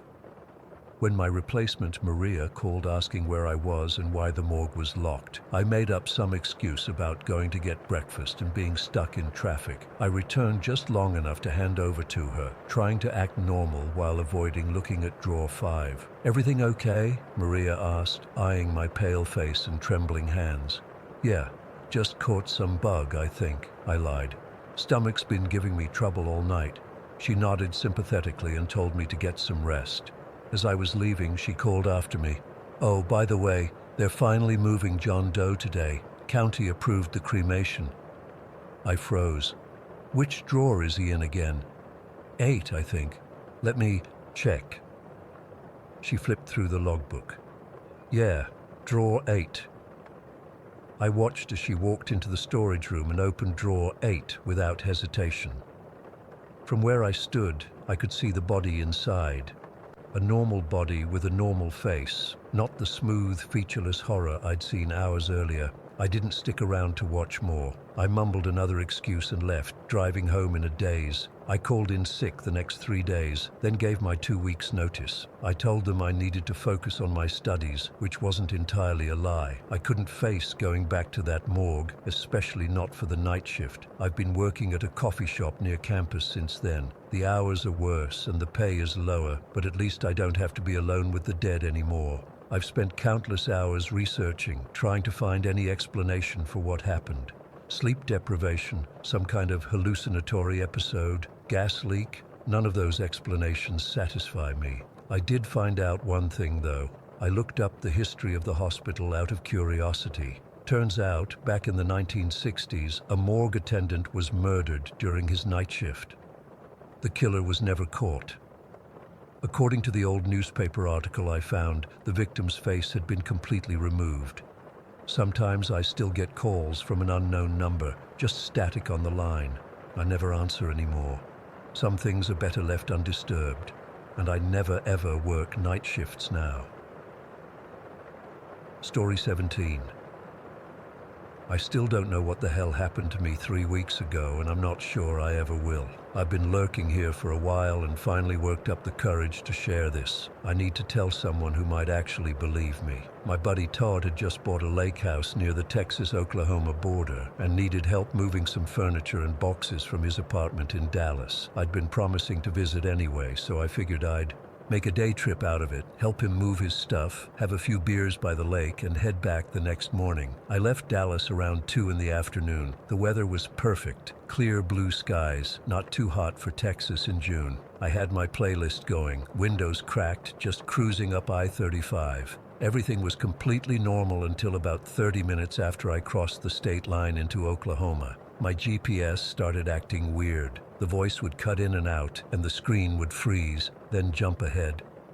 I wasn't too worried at first. Spotty reception happens, especially in rural areas, but then it completely lost signal. Just died. No reconnecting, nothing. I pulled over at a gas station to restart my phone, but it didn't help. I wasn't too concerned though. Todd had sent me directions, and I'd driven most of the route before. Take the highway north, exit at Marshfield, follow County Road 22 for about 20 miles, then turn onto Lakeview Drive. Simple enough. After getting back on the road, I started to get this weird feeling in my stomach. The kind you get when you realize something isn't quite right, but you can't put your finger on what. The highway seemed emptier than it should have been. I mean, it wasn't a major interstate or anything, but there were barely any cars. And the few I did see were all heading south, away from where I was going. I took the exit for Marshfield, but something felt off. The town looked different somehow. I remembered it having a Walmart and a couple fast food places right off the exit, but now there was just this tiny gas station with a broken sign and a closed-down diner. I figured I must have taken the wrong exit, but the road sign clearly said Marshfield. I pulled into the gas station to check my phone again. Still no signal. The place looked abandoned, but there was an old guy sitting in a chair by the entrance. I rolled down my window to ask for directions, but as soon as I did, he got up and went inside. Weird, but whatever. So, I kept driving, looking for County Road 22. After about 15 minutes, I saw a sign for it and turned. That's when things started getting really strange. The road quickly narrowed from a decent two-lane highway to this tight, winding path, barely wide enough for my car. The trees on either side grew denser and taller than I remembered, and they were draped with this ghostly Spanish moss that I'd never noticed in this part of Oklahoma before. It swayed in the breeze like it was reaching for my car. The sun was still up, but under those trees it felt like twilight. I kept checking my watch. 4:30, still plenty of daylight left, but it didn't feel like daytime anymore. I turned my headlights on. After driving for what felt like an hour without seeing any landmarks I recognized, I started to really worry. I should have reached the turnoff for Lakeview Drive by now. I hadn't passed a single car going either direction. My phone still showed no signal, and now the battery was getting low. That's when I saw the first abandoned car. A blue sedan pulled off to the side, hood up, steam still rising from the engine. I slowed down, thinking someone might need help, but there was nobody around. Just this car in the middle of nowhere, still steaming like it had just been driven hard and left minutes ago. I kept going, trying to convince myself it was nothing unusual. Maybe they'd walked to get help or something. But about a mile later, there was another car, an old station wagon with all four tires flat, doors hanging open. Again, nobody around. I was properly freaked out by this point, but what could I do? I couldn't turn around. The road was too narrow. I couldn't call anyone. I just had to keep going and hope I'd find a main road or some sign of civilization soon. The sun was getting lower, casting long shadows through the trees. The moss looked like hanging corpses in my headlights. Then I saw it. A pickup truck smashed against a tree about 20 yards off the road. Its headlights were still on, cutting through the growing darkness. I don't know why I stopped. Maybe it was the headlights still being on, or maybe it was because the crash looked fresh. Someone could be hurt. I couldn't just drive by. I pulled over, grabbed my phone as a flashlight, and approached the truck. The front end was completely crushed, windshield shattered. As I got closer, I saw dark stains on the driver's seat and dashboard. Blood, a lot of it, smeared across the steering wheel and spattered on the inside of the windshield. But no driver, no passengers, just an empty, blood-soaked truck with its lights on and the driver's door hanging open. That's when I noticed how quiet it was. No birds, no insects, nothing. Just this oppressive silence and the low hum of the truck's headlights. I turned back toward my car and my heart nearly stopped. The road had changed. I swear to God it wasn't the same road I'd pulled over on. It was narrower, unpaved, just gravel and dirt. And there was this fog creeping in between the trees, thick and unnatural, like it was alive somehow. It hadn't been there 2 minutes earlier. I'm not exaggerating when I say it felt like the world had shifted while my back was turned. I ran to my car, fumbling with the keys, my hands shaking so bad I could barely get them in the ignition. As soon as the engine started, I floored it, spraying gravel as I pulled back onto the road. In my rearview mirror, I could see the truck's headlights disappearing in the fog. I drove way too fast for that narrow gravel road, but I didn't care. I just needed to get away from there, find a main highway, find other people. The fog was getting thicker, cutting my visibility down to maybe 30 feet ahead. I slowed down a bit, afraid of driving off the road.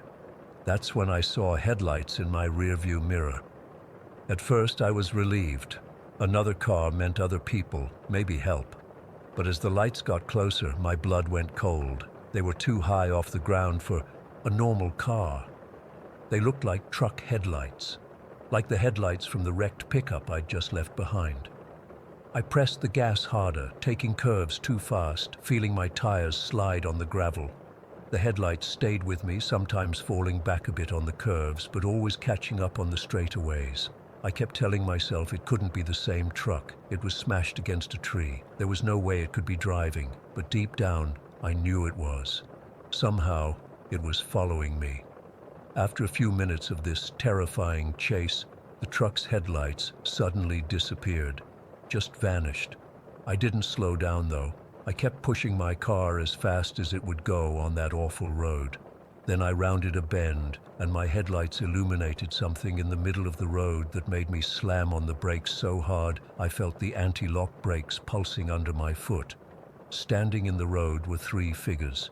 Tall, impossibly tall, at least 7 feet, maybe more. They were unnaturally thin, their limbs too long for their bodies. They weren't moving, just standing there facing my car. And their eyes, I couldn't see them clearly through the fog and the distance, but they looked hollow, like deep black pits in their faces. I sat there, engine idling, paralyzed with fear.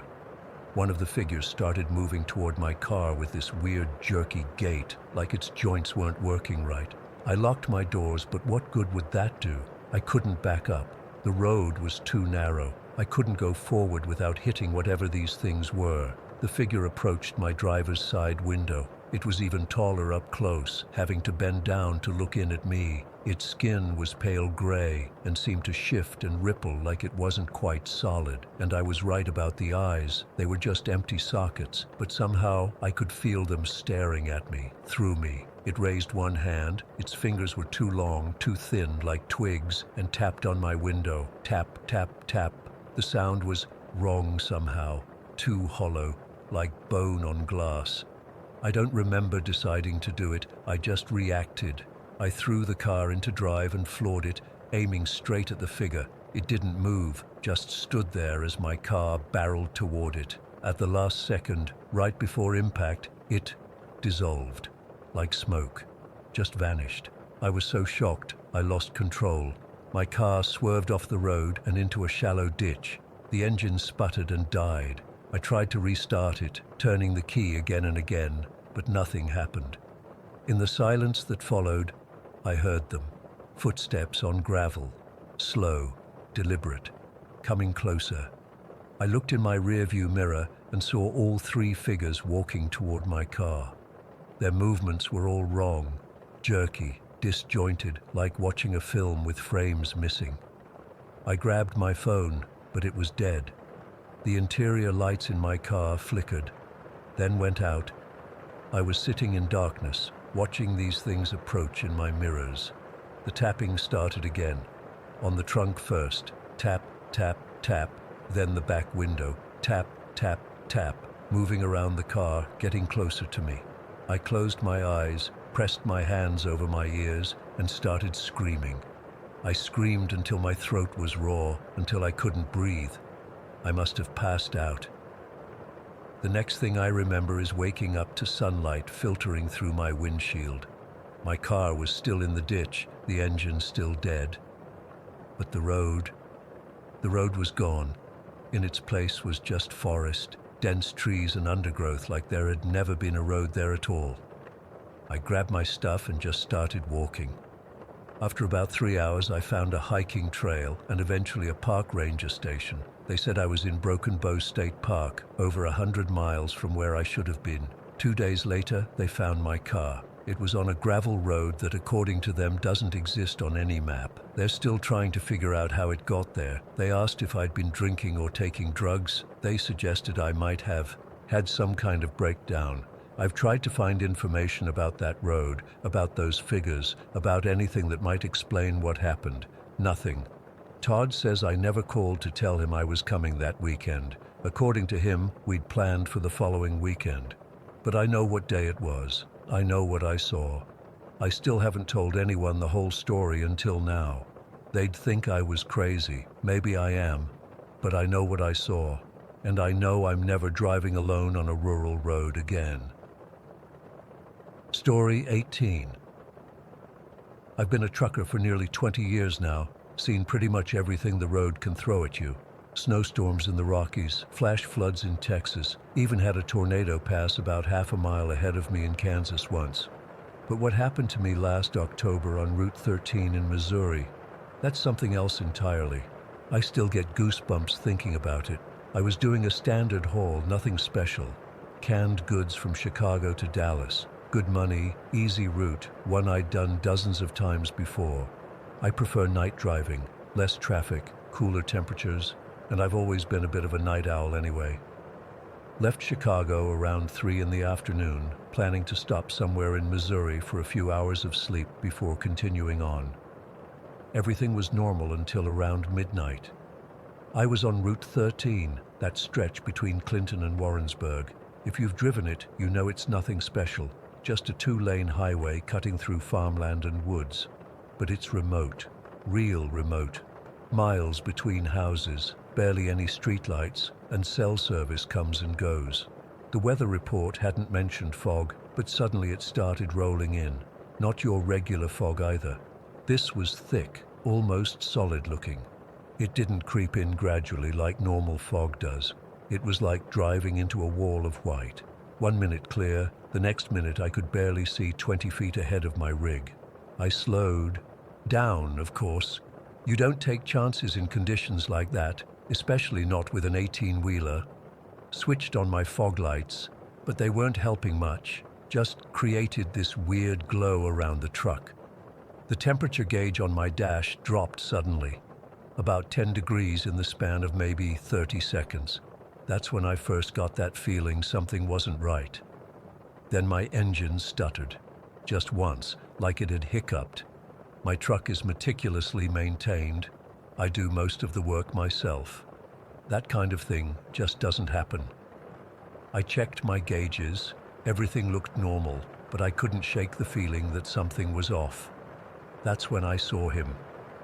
Just at the edge of my headlight's reach, walking along the shoulder of the road, a man in what looked like an old leather jacket, walking with his back to me, his thumb occasionally jutting out to the side like he was trying to hitch a ride. Now, I don't normally stop for hitchhikers. Too risky these days. But something about this guy, maybe it was how isolated we were, or the weird fog, or the fact that my engine had just acted up, made me pull over. I figured maybe his car had broken down and he needed help.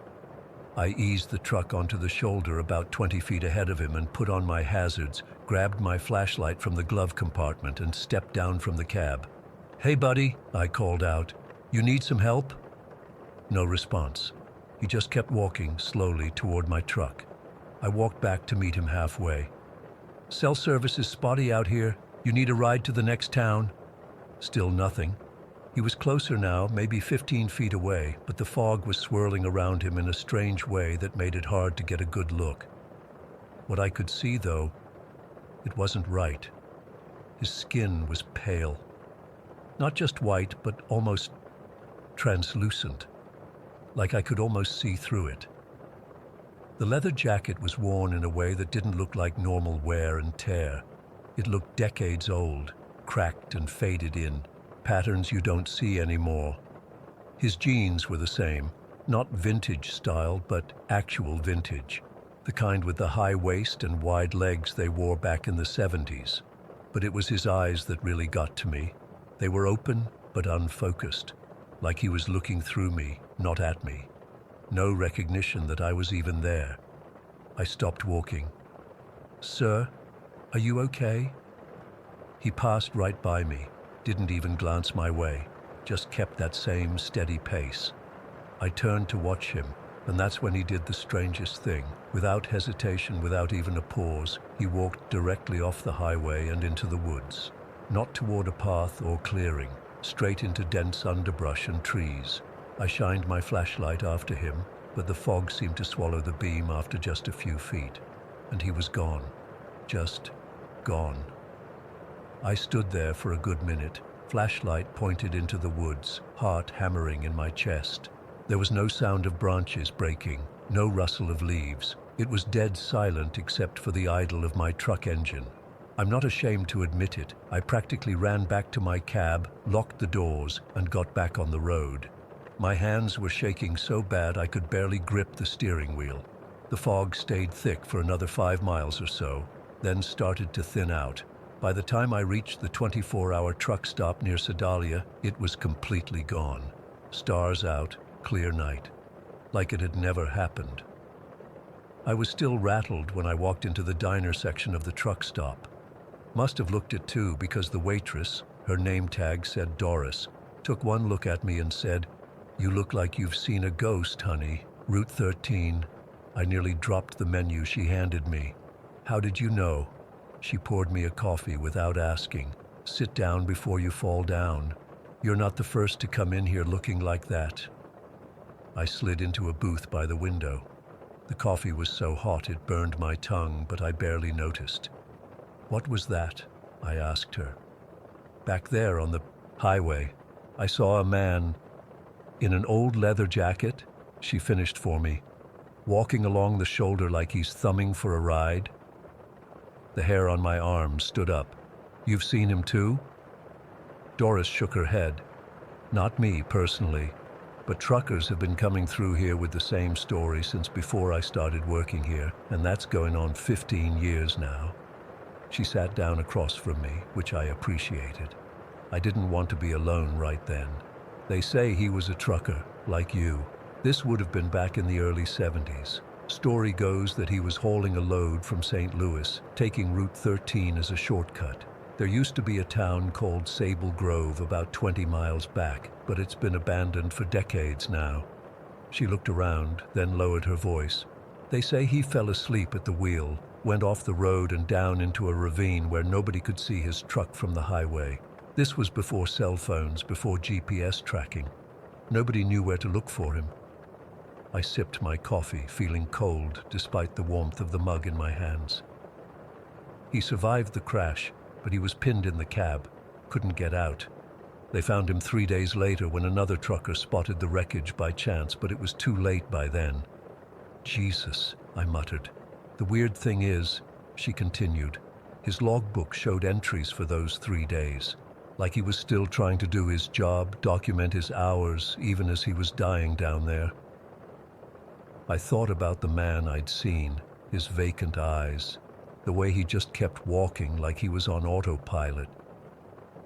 People around here say his spirit still walks that stretch of highway, Doris said, trying to flag down other truckers, but he never speaks to those who stop for him, just walks away into the woods where his truck went down.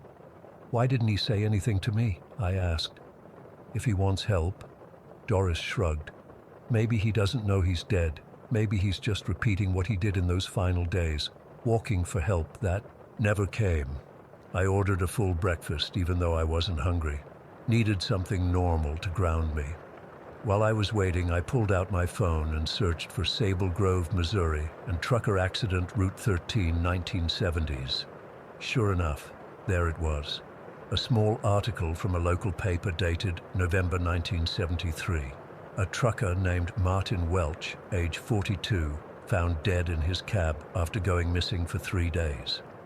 The article mentioned that his logbook had entries right up until the day before he was found, suggesting he had remained conscious for most of that time. There was a grainy photo of him from his trucking company ID. Even in the poor quality image, I could see he was wearing a leather jacket similar to the one I'd seen on the figure along the highway.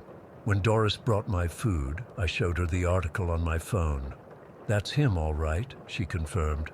Look, I don't know if you believe in ghosts or whatever, but my advice? Take the interstate next time. Some roads never forget, you know? They hold on to things, bad things. I finished my meal in silence, then got a room at the attached motel. Couldn't bring myself to get back on the road that night. Couldn't sleep either, just lay there staring at the ceiling, replaying everything in my mind. In the morning I plotted a new route to Dallas that avoided Route 13 entirely. Added almost 2 hours to my trip, but I didn't care. That was 6 months ago. I've never gone back to Route 13, and I never will. Sometimes when I'm driving at night and fog starts to roll in, I get this tight feeling in my chest like someone's watching me from the side of the road. I've started taking the long way around a lot of places now. Better safe than sorry. I don't know what I saw that night. Maybe it was Martin Welch, still trying to flag down help that's 50 years too late. Maybe it was just my mind playing tricks on me. But I know this. There are places on these highways where the boundary between our world and whatever comes next gets thin, and Route 13 in Missouri is one of them. If you're ever driving that way and see a man in an old leather jacket walking along the shoulder in the fog, just keep driving. Don't stop. Don't call out to him. Some ghosts don't want to be seen. They just want to keep walking, forever searching for the help that never came.